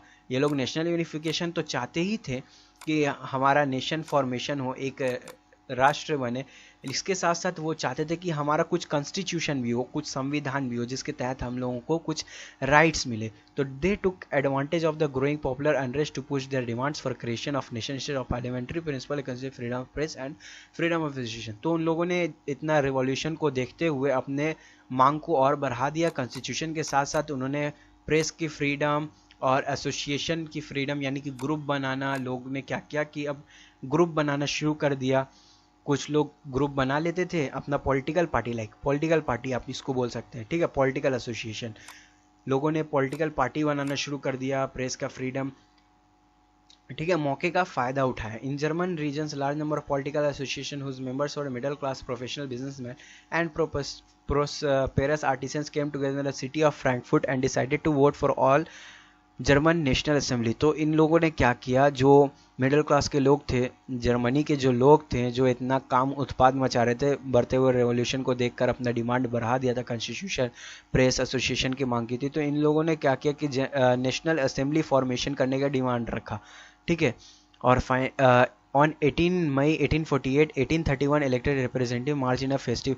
और फाइनली क्या हुआ कि 18 मई 1848 को वोट हुआ, वोट में नेशनल असेंबली फॉर्म हुआ, जिसमें 831 मेंबर इलेक्ट किए गए। और ये जो वोट हुआ, इन सभी को जो भी इलेक्टेड मेंबर्स हुए, इन सभी को पार्लियामेंट जो दिया गया, वो पार्लियामेंट था फ्रैंकफर्ट पार्लियामेंट, ठीक है, इसको याद रखिएगा। जो पार्लियामेंट की डिमांड हो रही थी, तो जो पहली पार्लियामेंट बनी वो थी फ्रैंकफर्ट पार्लियामेंट, जो कि बनाई गई तब जब 1848 में 831 रिप्रेजेंटेटिव्स को इलेक्ट किया गया आफ्टर द कांग्रेस ऑफ, यानी कि after the meeting of all the political association in the Frankfurt city, ठीक है। जो फ्रैंकफर्ट में डिस्कशन किया इन लोगों ने नेशनल असेंबली फॉर्म करने का, तो फ्रैंकफर्ट को ही इन लोगों ने पार्लियामेंट बना दिया। उसके बाद क्या हुआ, और ये फ्रैंकफर्ट पार्लियामेंट फॉर्मेशन कहाँ हुआ, चर्च ऑफ सेंट पॉल के चर्च को ही फ्रैंकफर्ट पार्लियामेंट बनाया गया। द ड्राफ्ट, उन्होंने कॉन्स्टिट्यूशन बनाया जर्मन नेशन के लिए। और उन्होंने क्या किया कि डिप्टीज को offered the crown on this terms to Friedrich Wilhelm. उन्होंने क्या किया, जो फ्रेडरिक विल्हेम फोर्थ थे, उनको ये जो पार्लियामेंट बना उसका हेड बना दिया, ठीक है, जो किंग ऑफ प्रूशिया के किंग थे। लेकिन क्या हुआ कि उन्होंने बोला, विल्हेम ने बोला कि नहीं, हम ऐसा नहीं करेंगे, हम कॉन्स्टिट्यूशन नहीं लाएंगे, हम एक इलेक्टेड किए गए, यानी कि लोगों के द्वारा रिप्रेजेंट किए गए चुने गए, वोट किए गए एक पार्लियामेंट को, एक कॉन्स्टिट्यूशन को नहीं मानेंगे, हम इसको अपोज करेंगे। तो उन्होंने बाकी अरिस्टोक्रेट्स के साथ मिलकर, मिलिट्री के साथ मिलकर उसका अपोज किया उस पार्लियामेंट का, और फाइनली क्या हुआ कि उसको डिसबैंड कर दिया गया, उस पार्लियामेंट को ख़त्म कर दिया गया, हटा दिया गया। तो the issue of extending political rights to women was a controversial one within the labour movement in which large number. तो क्या किया गया, अब ये जब हुआ, इतना सारा कांड होने लगा, जब विल्हेम ने अपोज कर दिया और फाइनली पार्लियामेंट को गिरा दिया, ख़त्म कर दिया, तो औरतों ने भी आवाज़ उठाना शुरू कर दिया। औरतों ने बोला कि जब ये लोग रिवॉल्यूशन से पार्लियामेंट गिरा सकते हैं तो हम लोग भी अपने हक के लिए लड़ाई लड़ सकते हैं। तो इन्होंने भी काफ़ी मूवमेंट करना, काफ़ी रिवॉल्यूशन छेड़ना शुरू कर दिया। और वुमेन्स ने क्या किया कि अपने पॉलिटिकल एसोसिएशन बनाई, न्यूज़पेपर में इश्तेहार दिया, न्यूज़ दिया, फैलाना शुरू कर दिया, अपनी मीटिंग्स को आगे बढ़ाने लगे ये लोग, ठीक है। लेकिन क्या हुआ कि कोई फ़ायदा नहीं हुआ, वुमेन्स को एज अ वोटर कभी लाया ही नहीं गया, ठीक है। वुमेन्स को ऐसा उतना चीज़ करने के बावजूद, पॉलिटिकल एसोसिएशन बनाने के बावजूद, वुमेन्स को सिर्फ राइट दिया गया कि आप फ्रैंकफर्ट पार्लियामेंट में खड़ी होकर बाकी जनता की तरह देख सकती हैं, लेकिन इलेक्ट नहीं की जा सकती हैं। Though conservative forces were able to suppress liberal movements in 1848, they could not restore the old order. तो कंजर्वेटिव ने सभी जितने भी रिवॉल्यूशन हो रहे थे उनको दबा दिया, लेकिन पहले जैसे मोनार्कियल रूल हुआ करती थी उसको दोबारा सेटअप नहीं कर पाया। मोनार्क्स उन्होंने सोचा कि ठीक है, अब जब काफ़ी ज़्यादा हद से बढ़ चुका है रिवॉल्यूशन, तो इन लोगों को थोड़ी बहुत छूट दे देते हैं। तो इन्होंने थोड़ी बहुत छूट देकर मामले को शांत कर दिया कंजर्वेटिव लोगों ने। Hence in the years after 1848 the autocratic monarchies of central and eastern Europe began to introduce the changes that already taken place in western Europe before 1815। तो नेपोलियन ने जो भी चेंजेस वेस्टर्न यूरोप में लाए थे, अब उसको मोनार्कीज ने सेंट्रल और ईस्टर्न यूरोप में ला दिया ताकि रिवॉल्यूशन शांत हो सके, ठीक है। तो दस serfdom and bonded labour were abolished both in the Habsburg dominions and in Russia. The Habsburg rules granted more autonomy on the Hungarians in 1867। तो क्या किया गया, जो हैब्सबर्ग डोमिनियन में, हैब्सबर्ग एम्पायर में जो सर्फडम था और जो बॉन्डेड लेबर, बंधुआ मजदूरी होता था, उसको ख़त्म कर दिया गया और उनको और ज़्यादा पावर दिया गया और ज़्यादा ज़मीन दी गई। हैब्सबर्ग को जो वहाँ हंगेरियंस रहा करते थे हैब्सबर्ग एम्पायर में, उन पर काफ़ी ज़्यादा कंट्रोल दे दिया गया हैब्सबर्ग रूलर्स को 1867 में। तो ये थी आपकी topic 3 the age of revolution. अब हम बढ़ते हैं टॉपिक 4 की तरफ, जो कि है the making of Germany and Italy. So let's begin our topic number 4 the making of Germany and Italy. Germany, can the army be the architect of a nation. क्या एक आर्मी एक नेशन को बना सकता है, ये हम लोग इसमें देखेंगे। तो इस टाइम पर मैं आपको इसका थीम बता देता हूँ। इस टाइम पर क्या हो गया था कि जो नेशनलिज्म था वो अब मोनार्कियल लोग जो पहले ऑटोक्रेटिक को सपोर्ट करते थे, वो लोग उस नेशनलिज्म को यूज़ करके अपने आप को काफ़ी ज़्यादा पावरफुल बनाने लगे थे, ठीक है। तो चलिए स्टार्ट करते हैं पढ़ना। After 1848 nationalism in Europe moved away from its association with democracy and revolution. तो 1848 के बाद से नेशनलिज्म काफ़ी फीका पड़ गया था। Nationalist sentiments were often mobilised by conservative for promoting state power achieving political domination over Europe. क्या हो गया कि नेशनलिज्म को अब नेशनलिस्ट लोग के अलावा जो पॉलिटिकल लोग थे, जो पॉलिटिकल पार्टीज़ थे, वो लोग यूज़ करते थे और उसको यूज़ करके अपना जो पावर था उसको प्रोमोट करते थे, यानी कि अपने आप को पॉलिटिकल डोमिनेशन में मजबूत बनाते थे, अपने आप को पॉलिटिक्स में काफ़ी स्ट्रॉन्ग बनाते थे। This can be observed in the process by which Germany and Italy came to be unified as nation states. और ये जो वर्क हुआ कि पॉलिटिकल लोगों ने, यानी कि पॉलिटिकल पार्टीज़ ने इन सब को, नेशनलिज्म को यूज़ करके अपने आप को पावरफुल बनाया, ये हम लोग देख सकते हैं जर्मनी और इटली के केस में। As you have seen, nationalist feeling were widespread among middle-class German who in 1848 tried to unite the different regions of German Confederation into a nation state governed by an elected parliament। तो जैसा कि आप लोगों ने देखा है कि जो नेशनल फीलिंग थी वो सबसे ज़्यादा मिडिल क्लास के लोगों के बीच थी, जो कि जिन्होंने 1848 में ट्राई किया था कि जर्मन कन्फेडरेशन के स्टेट्स को एक करके एक नेशन बनाया जाए और वहाँ एक पार्लियामेंट सेटअप किया जाए जो कि उस पर गवर्न करेगा, जर्मन नेशन पर। This liberal initiative to nation building was however repressed by the combined forces of monarchy and the military. तो ये जो पहल स्टार्ट की थी लोगों ने, मिडिल क्लास के लोगों ने इसको जो शुरुआत की थी जर्मन नेशन को बनाने की, तो इसको दबा दिया मोनार्की ने और मिलिट्री ने, ठीक है। और जो लार्ज जंकर्स लोग थे, जो लार्ज लैंड ओनर्स थे प्रूशिया के, उन्होंने भी इनको मोनार्की को और मिलिट्री को सपोर्ट किया इसको दबाने में, लिबरल इनिशिएटिव को, ठीक है। जंकर्स हम लार्ज लैंड ओनर्स को बोलते हैं, प्रूशिया के लार्ज लैंड ओनर्स को। From then on Prussia took on the leadership of the movement for national unification. उसके बाद से प्रूशिया ने इस नेशनल यूनिफिकेशन को आगे बढ़ाया। इसके जो चीफ मिनिस्टर थे ओटो वन बिस्मार्क, उन्होंने इस प्रोसेस को कैरी आउट किया मिलिट्री के हेल्प से, ब्यूरोक्रेसी की हेल्प से। 7 सालों में इन्होंने 3 लड़ाई लड़ी, ऑस्ट्रिया, डेनमार्क, फ्रांस के साथ, और लास्ट में विक्ट्री हासिल की और विलियम वन को इस जर्मन एम्पायर का राजा बनाया, ठीक है, वर्सलीज में। तो क्या हुआ कि वर्सलीज का सीन कुछ इस तरह दिखाया गया है कि 18 जनवरी का टाइम था, जो जिस टाइम काफ़ी ठंड होती है 1871 के टाइम। तो वहाँ एक असेंबली बुलाई गई, एक मीटिंग बुलाई गई जर्मन स्टेट्स की, जहां आर्मी के रिप्रेजेंटेटिव्स थे, प्रूशियन मिनिस्टर्स थे, जिसमें ओटो वन बिस्मार्क भी शामिल थे। ये सब लोग वर्सलीज के पैलेस में शामिल हुए, जो कि मिरर्स का पैलेस माना जाता है, क्योंकि हर जगह ये देखिए आपको यहाँ भी मिरर का ही एक इमेज दिखाया जा रहा है, उस तरफ भी मिरर है, उस तरफ भी, ठीक है। तो इस पैलेस में काफ़ी ज़्यादा मिरर्स थे। तो ये सब बताया गया। वहाँ क्या क्या जर्मन एम्पायर बनाया गया, जर्मन एम्पायर का किंग बनाया गया केसर विलियम वन को, जो कि प्रूशिया के किंग थे। तो आपने देखा कि एक छोटा सा प्रूशिया अब एक बड़े से जर्मन एम्पायर को, ठीक है, जर्मन एम्पायर को कंट्रोल करने लगा था। तो जो नेशन बिल्डिंग प्रोसेस था जर्मनी में, उसमें सबसे ज़्यादा डोमिनेंस जो रहा, सबसे ज़्यादा जो हिस्सा रहा, वो प्रूशियन स्टेट का रहा। प्रूशियन स्टेट एक आइडल बन गया जर्मन यूनिफिकेशन का, नेशन यूनिफिकेशन का, ठीक है, एक रोल मॉडल बन गया। तो देखिए ये छोटा सा प्रूशिया है, यहाँ एक छोटा सा प्रूशिया इस पूरे जर्मनी के ऊपर राज किया, ठीक है। ये छोटा सा प्रूशिया इस पूरे जर्मनी के ऊपर राज किया, क्योंकि इसने मिलिट्री की सपोर्ट लेकर पूरे जगह जगह जाकर नेशनलिज्म को फैलाया, मोनार्कियल रूल ख़त्म करवाया और पॉपुलर हुआ, पब्लिक सपोर्ट पाया, रोल मॉडल बना।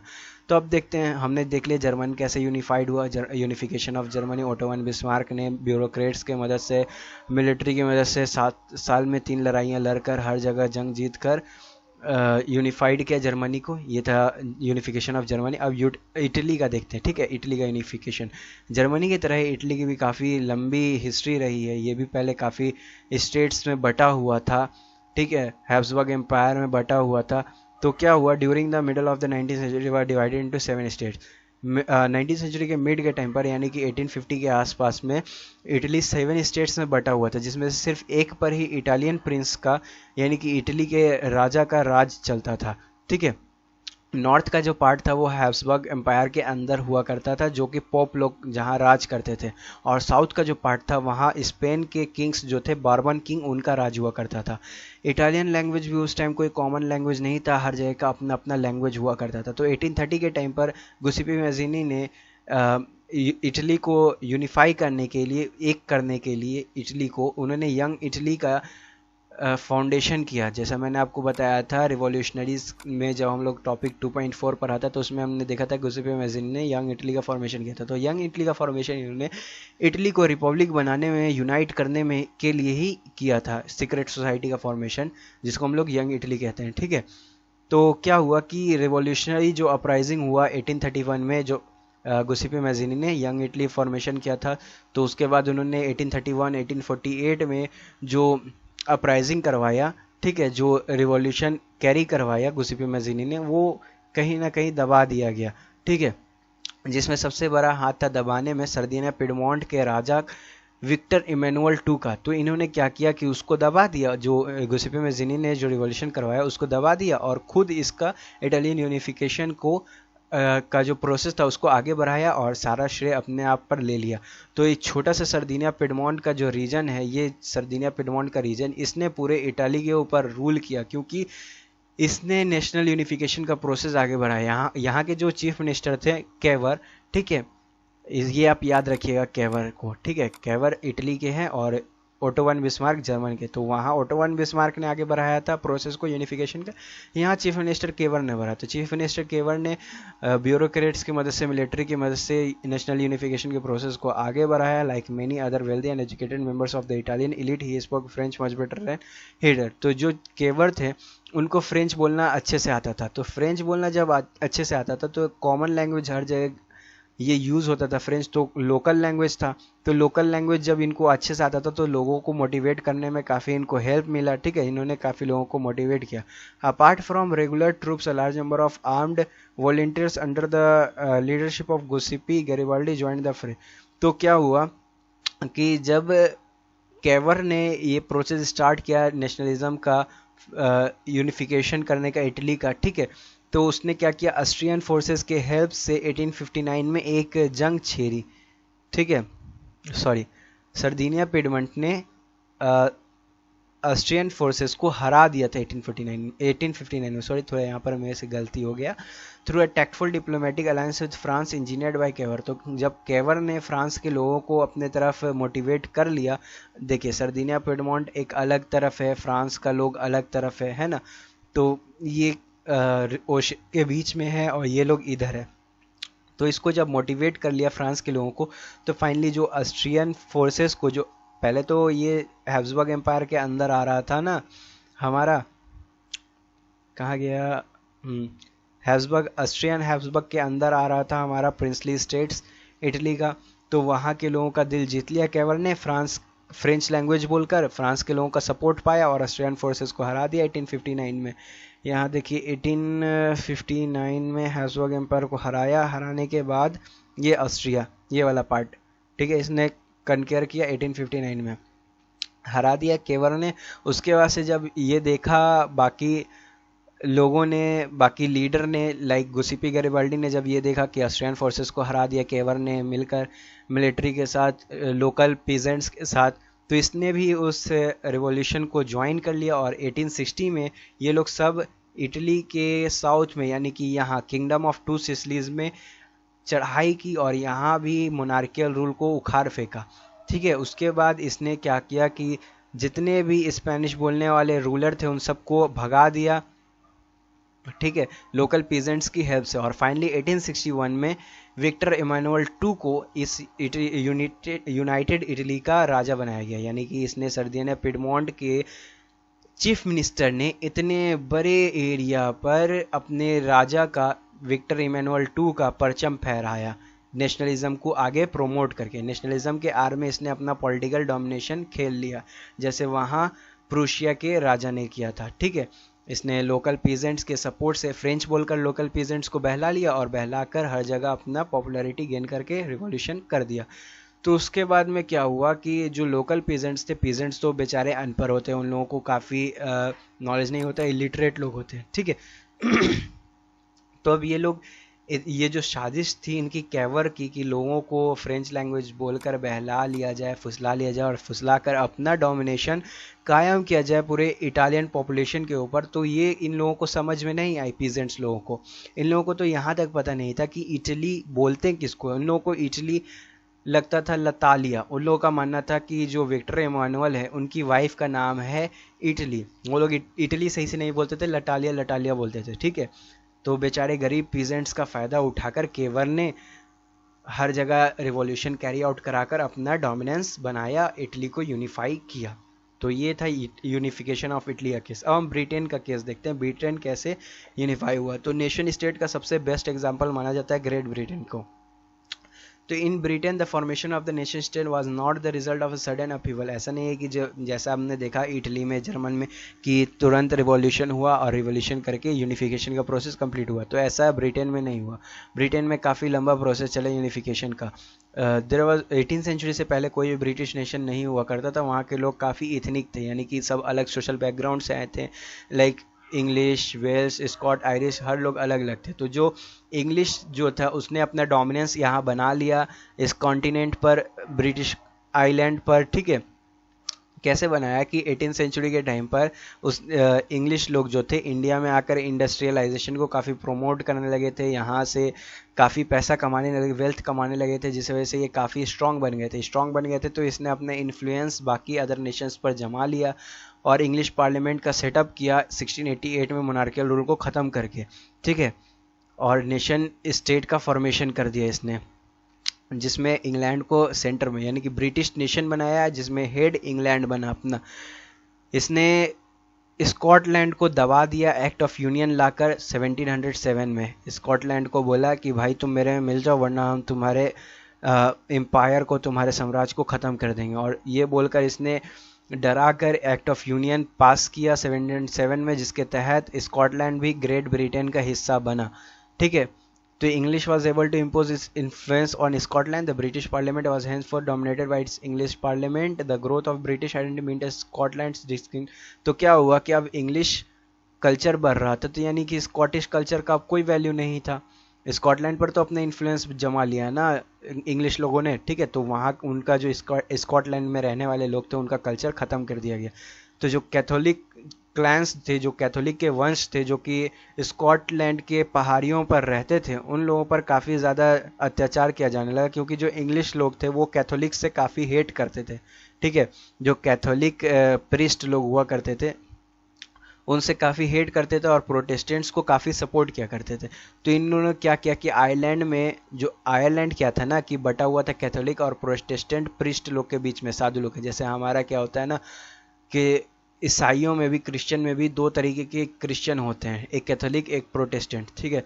तो उन्होंने क्या किया, इंग्लिश लोगों ने प्रोटेस्टेंट्स को सपोर्ट किया और प्रोटेस्टेंट्स को सपोर्ट करके उनका डोमिनेंस, प्रोटेस्टेंट्स का डोमिनेंस आयरलैंड पर बना लिया और कैथोलिक को वहाँ से भगा दिया, जिस वजह से कैथोलिक काफ़ी गुस्सा हो गया और कैथोलिक ने ब्रिटिश डोमिनेंस के खिलाफ रिवॉल्ट छेड़ दिया। लेकिन क्या हुआ कि फेल्ड हो गया, इनका रिवॉल्ट कामयाब नहीं हुआ, अनसक्सेसफुल हुआ, ठीक है। और इस रिवॉल्ट को वुल्फ टोन चला रहे थे। तो क्या हुआ कि जब ये फेल हो गया तो आयरलैंड को भी ब्रिटिश नेशन के अंदर शामिल कर लिया गया। उसके बाद से न्यू ब्रिटेन का सिंबल लाया गया, जिसमें ब्रिटिश फ्लैग, यूनियन जैक बना और national anthem God save our noble king बना। इंग्लिश लैंग्वेज जो था उसको हर जगह प्रोमोट कर दिया है, क्योंकि डोमिनेंस में इंग्लिश लोग आ चुके थे, ठीक है। तो ऐसे ही इसने हर जगह अपना कब्जा जमा लिया। इसके बाद आइए विजुअलाइजिंग द नेशन, जो कि हमारा टॉपिक नंबर 5। वीडियो काफ़ी लंबी हो रही है आई नो, लेकिन क्या कर सकते हैं, आप चैप्टर को डेप्थ में समझाने के लिए, हर एक चीज़ को डेप्थ में समझाने के लिए थोड़ा तो टाइम देना ही पड़ता है, ठीक है। तो अगर आप लोग बोर हो रहे हो तो वीडियो पॉज करके जाकर आप लोग खाना खा लीजिए या फिर घूम फिर लीजिए, टहल लीजिए, थोड़ा इधर उधर कर लीजिए, फिर उसके बाद आके वीडियो कंटिन्यू कर लीजिए। तो चलिए स्टार्ट करते हैं हमारा टॉपिक नंबर 5। अभी एक बस कुछ थोड़ा ही पार्ट बचा है, अब खत्म हो जाएगा, ज़्यादा नहीं है, ठीक है। बल्कन्स वाला एक हम लोग केस देखेंगे और ये विजुअलाइजिंग देखेंगे, उसके बाद खत्म हो जाएगा। यही कुछ 20-30 मिनट की वीडियो और बची है, ठीक है। While it is easy enough to represent ruler through a portrait or a statue, how does one? तो क्या हुआ ना, विजुअलाइजिंग द नेशन में हमें ये पढ़ना है सिर्फ कि जो लोग थे उन्होंने पहले क्या था कि सॉन्ग वगैरह से, प्ले वगैरह से, ड्रामा से, स्टोरीज से नेशनलिज्म को प्रोमोट करते थे, अपने कंट्री को रिप्रेजेंट करते थे लोग, ठीक है। तो फाइनली जो फ्रेंच रिवॉल्यूशन में लोगों ने देखा कि फ्रेंच लोगों ने स्टैचू ऑफ लिबर्टी को अपने कंट्री को रिप्रेजेंट करने का एक सिंबल बनाया, ठीक है। उन्होंने बोला कि ये जो स्टैचू ऑफ लिबर्टी है ये हमारे कंट्री के इंडिपेंडेंस को रिप्रेजेंट कर रही है, ठीक है।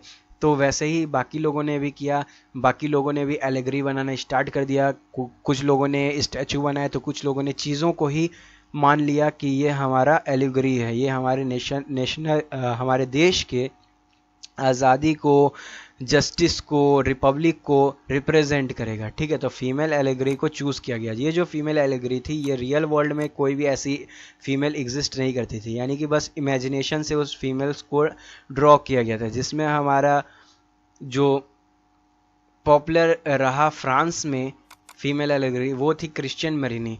क्रिश्चियन मेरिनी एक पॉपुलर नेम हुआ करता है क्रिश्चियन लोगों के बीच में, ठीक है। तो इसमें इस लोगों ने क्या किया कि लिबर्टी को शो कराने के लिए और रिपब्लिक को शो कराने के लिए क्रिश्चियन मेरिनी का स्टेचू बनवाया, फिर एलिगरी बनवाया, ठीक है, जिसमें इन्होंने रेड कैप उसको दिया, ट्राई कलर का फ्लैग दिया, कॉकेट दिया, ठीक है। तो स्टेचू ऑफ मेरिनी जो थी वो आम चौराहे पर लगा दिया गया, ठीक है, स्टैचू ऑफ मरीनी को चौराहे पर लगा दिया ताकि लोग उसको देखकर ये याद कर सके कि हम लोग कोई अलग अलग जगह से आए हुए लोग नहीं, हम लोग सब इसी देश के रहने वाले हैं और हमारी सबकी भावना इससे जुड़ी हुई है, इस स्टैचू से जुड़ी हुई है, ठीक है। और नेशनलिज्म को और आगे बढ़ाने के लिए, यानी कि लोग आपस में एक दूसरे से जुड़े रहें, जो नेशन फॉर्मेशन हुआ है इतने टाइम के बाद, इतने रिवॉल्यूशन के बाद, वो टूटे ना, उसको कंटिन्यू करने के लिए मेरिनी के इमेजेस को कॉइन्स पर, स्टैम्प्स पर भी इन लोगों ने लगाना शुरू कर दिया।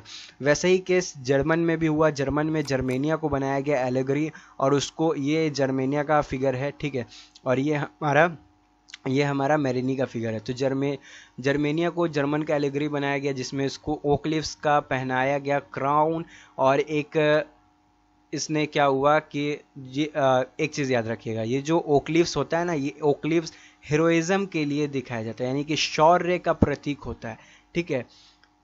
तो जर्मेनिया को क्या किया गया, ओकलिफ्स पहनाया गया, सोर्ड दिया गया। सोर्ड का मतलब होता है कि हर वक्त लड़ाई के लिए तैयार है। ओकलिफ्स जो सोर्ड के अराउंड है, यानी कि शांति चाहता है। ये जो ट्राई कलर फ्लैग है, ये रिवॉल्यूशन का प्रतीक है। और ये जो हमारा ब्रिस्ट प्लेट है जिसमें ईगल ड्रॉ है, ये होता है कि हमारी वीरता को शो करता है, ठीक है। तो ये थी हमारी जर्मेनिया, ये था हमारा विजुअलाइजिंग द नेशन। तो ये देखिए जर्मेनिया का दूसरा फिगर यहाँ पर दिखाया गया है, जिसमें ये सोर्ड ली हुई है। उसमें तो सोर्ड के अराउंड ओकलिफ्स थी, जिसको जो कि इंडिकेट कर रहा था कि शांति चाहिए, लेकिन इसमें सिर्फ सोर्ड दिखा रहा है, यानी कि ये लड़ने के लिए तैयार है, ठीक है। तो अब आते हैं हमारा जो टॉपिक नंबर 6 है, इसको करके जल्दी से चैप्टर को कंप्लीट करते हैं। तो इसमें क्या है कि इसमें हमें सबसे ज़्यादा मेन जो अहम टॉपिक है वो हमें बल्कन्स का पढ़ना है। बल्कन्स क्या है, एक ऐसा रीजन था जहाँ पर, जिसमें Romania, Bulgaria, Albania, Greece, Macedonia, Croatia, Bosnia, इन सब जगह के लोग बल्कन्स रीजन के अंदर रहते थे। यानी कि बल्कन्स रीजन में इतने सारे नेशन थे, और यहाँ के रहने वाले लोगों को स्लैव्स बोलते थे। तो काफ़ी बड़ा पार्ट जो था बल्कन्स का, वो ओटोमन एम्पायर के अंदर था। तो पहले से तो बल्कन्स लोग ट्राई कर रहे थे कि हम ओटोमन एम्पायर से निकल जाएं, इनसे फ्री हो जाएं। तो एक तो वो लोगों के बीच में उमड़ रहा था कि हम इससे आज़ाद हों, साथ ही साथ यहाँ नेशनलिज्म की फीलिंग्स भी फैल गई, ठीक है, नेशनलिज्म की फीलिंग फैल गई। तो इन सब के वजह से जो बल्कन्स एरिया है उसमें काफ़ी ज़्यादा लोगों में आक्रोश फैल गया, और लोग ओटोमन एम्पायर का अपोज कर दिए। जब ओटोमन एम्पायर का अपोज कर दिए तो ओटोमन एम्पायर काफ़ी घबरा गया, बोला कि अब तो लोगों के बीच काफ़ी आक्रोश बढ़ गया है, लोग अब यहाँ से हमारा रूल ख़त्म कर देंगे। तो इसने बोला कि ठीक है, हम थोड़ी बहुत छूट दे देते हैं, मॉडर्नाइजेशन कर देते हैं, कुछ इंटरनल रिफॉर्म्स कर देते हैं ताकि लोग यहाँ के शांत हो जाएं। लेकिन ऐसा नहीं हुआ, लोग शांत नहीं हुए बल्कन रीजन के, और धीरे धीरे एक एक करके उससे ओटोमन एम्पायर के कंट्रोल से निकलने लगे। और फाइनली क्या हुआ कि सब लोग निकल कर इंडिपेंडेंस हो गया। बल्कन के लोग जो थे उन्होंने अपना जो इंडिपेंडेंस था, पॉलिटिकल राइट्स था, वो क्लेम करना शुरू कर दिया, और बोला कि ऐसा नहीं है कि हम लोग पहले आज़ाद नहीं थे, हम लोग पहले आज़ाद थे, लेकिन ये जो फॉरेन पावर है, यानी कि ओटोमन एम्पायर है, इसने आकर हमारे ऊपर कब्जा कर लिया और हम लोगों की पहचान ख़त्म कर दी, ठीक है। तो इसलिए हम लोग अपने आज़ादी के लिए अब लड़ रहे हैं। तो करते करते ऐसा वो लोग सब आज़ाद हो गए धीरे धीरे, और जो स्लेविक नेशनलिस्ट थे इन्होंने स्ट्रगल किया अपने आइडेंटिटी के लिए, अपने इंडिपेंडेंस के लिए। तो इस वजह से अब ओटोमन एम्पायर भी कोशिश कर रहा है कि भैया तुम मान जाओ, हम तुमको एक से एक ऑफ़र दे रहे हैं। ये कोशिश कर रहे हैं कि नहीं, हमको आज़ाद होना ही होना है। अलग से नेशनलिज्म का आ गया। बाकी जो अदर पावर्स थी, रशिया, जर्मनी, इंग्लैंड, ये लोग भी चाह रही थी कि हम बल्कन के ऊपर कब्जा कर लें, हम अपना राज जमा लें, ऑस्ट्रो हंगरी। तो इन सब के वजह से बल्कन्स का रीजन काफ़ी मार धार वाला हो गया। इधर से ये रशिया लड़ रहा है, जर्मनी लड़ रहा है, इंग्लैंड लड़ रहा है, ऑस्ट्रो हंगरी लड़ रहा है, सब अपने अपने डोमेन्स के लिए लड़ रहा है। उधर से ओटोमन एम्पायर लड़ रहा है, इधर से बल्कन्स के लोग खुद भी लड़ रहे हैं आज़ाद होने के लिए। तो जब इतना ज़्यादा लड़ाई झगड़ा होने लगा तो फाइनली फर्स्ट वर्ल्ड वॉर हुआ। फर्स्ट वर्ल्ड वॉर जब हुआ, उसके बाद से जब फर्स्ट वर्ल्ड वॉर हुआ तो क्या हुआ कि यूरोप में काफ़ी ज़्यादा तबाही मच गया, ठीक है। 1914 में फर्स्ट वर्ल्ड वॉर स्टार्ट हुआ था, तो काफ़ी ज़्यादा तबाही मच गया। ये पूरा इमेज दिखा रहा है, वर्ल्ड वॉर को डिपिक्ट कर रहा है, ठीक है। तो जब हुआ तो काफ़ी हो गया, काफ़ी ज़्यादा दंगा होने लगा। तो इसको देखा जब लोगों ने, नेशनलिस्ट लोगों ने, तो बोला कि भाई ये तो बहुत ख़राब काम हो रहा है यार, हर लोग अपना डोमिनेशन जमाना चाह रहा बल्कन के ऊपर, यानी कोई नेशनलिज्म को आगे प्रमोट नहीं करना चाह रहा है, सब अपना अपना पावर बढ़ाना चाह रहा है, सब अपने अपने एरिया को आगे बढ़ाना चाह रहा है। तो लोगों ने इसके अपोज में रिवॉल्यूशन चलाना शुरू कर दिया, जिसको हम लोग एंटी इंपेरियल मूवमेंट बोलते हैं। यानी कि ये जो हरकत हो रही थी राजाओं की कि हम लोग बल्कन के ऊपर अपना कंट्रोल जमा ले, उसको अगेंस्ट में लोगों ने रिवॉल्यूशन छेड़ दिया, एंटी इंपेरियल मूवमेंट। और एंटी इंपीरियल मूवमेंट लाने के बाद जो नेशनलिस्ट थे उन्होंने इंडिपेंडेंट कर दिया सारे नेशंस को, ठीक है। जितने भी स्टेट्स थे बल्कन में सबको आज़ादी मिल गई, सब लोग अलग अलग हो गया, सबको कलेक्टिव उनको आइडेंटिटी मिल गई, ठीक है। और सब इम्पेरियलिज्म वहाँ से फोर्स्ड हो गया, यानी ख़त्म हो गया। तो European ideas of nationalism were now here replicated for people everywhere developed their own specific variety of nationalism.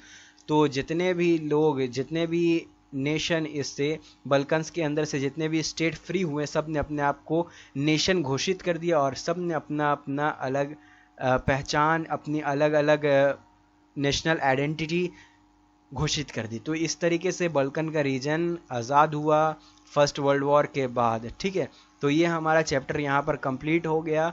अब इसके बाद कुछ क्वेश्चन आंसर है, जो कि अगर आप नीचे कमेंट करेंगे क्वेश्चन आंसर कराने के लिए तो वो भी मैं डिस्कस करा दूंगा। गोसिपी मैजिनी ने का केस हम लोगों ने देख लिया, काउंट कैमिलो द केवर का भी देख लिया, Greek war independence, Frankfurt parliament, women का क्या रोल रहा नेशनलिस्ट स्ट्रगल में, ये भी हमने देखा। फ्रेंच रिवॉल्यूशन ने कैसे लोगों के बीच में नेशनलिज्म का फीलिंग्स को प्रमोट किया, ये भी हमने देखा। मैरियनी कौन थी, जर्मनिया कौन थी, ये भी हमने देखा। और उसके बाद जर्मन कैसे यूनिफाइड हुआ ये हमने देखा। नेपोलियन ने जो भी एडमिनिस्ट्रेटिव सिस्टम में जो भी रिफॉर्म्स लाए थे उसमें क्या क्या चेंजेस आई वो सब हमने देखा, ठीक है। तो यहाँ पर हमारा चैप्टर फाइनली ख़त्म हो गया। होप आपको सारा टॉपिक अच्छे से क्लियर समझ में आ गया हो। अगर फिर भी आपको नहीं समझ में आया एक भी टॉपिक या ज़रा भी कुछ समझ में नहीं आया तो आप कमेंट कर सकते हैं, नहीं तो अगर आप चाहें तो चैनल के प्लेलिस्ट में जाकर टॉपिक वाइज भी वीडियो देख सकते हैं। ऐसे तो मैंने अपनी पूरी कोशिश की कि इस 2 घंटे से 2.5 घंटे की वीडियो में आपको हर एक टॉपिक टू द कॉन्सेप्ट समझा दूँ, और होप मैंने सक्सेस भी पाई होगी इसमें, वो तो आप लोग के कमेंट से, लाइक से पता चल ही जाएगा, ठीक है। तो अब मिलते हैं, हमारा जो नेक्स्ट चैप्टर आएगा नेशनलिज्म इंडिया वाला जो आएगा हमारा, उसमें हम लोग मिलेंगे, ठीक है।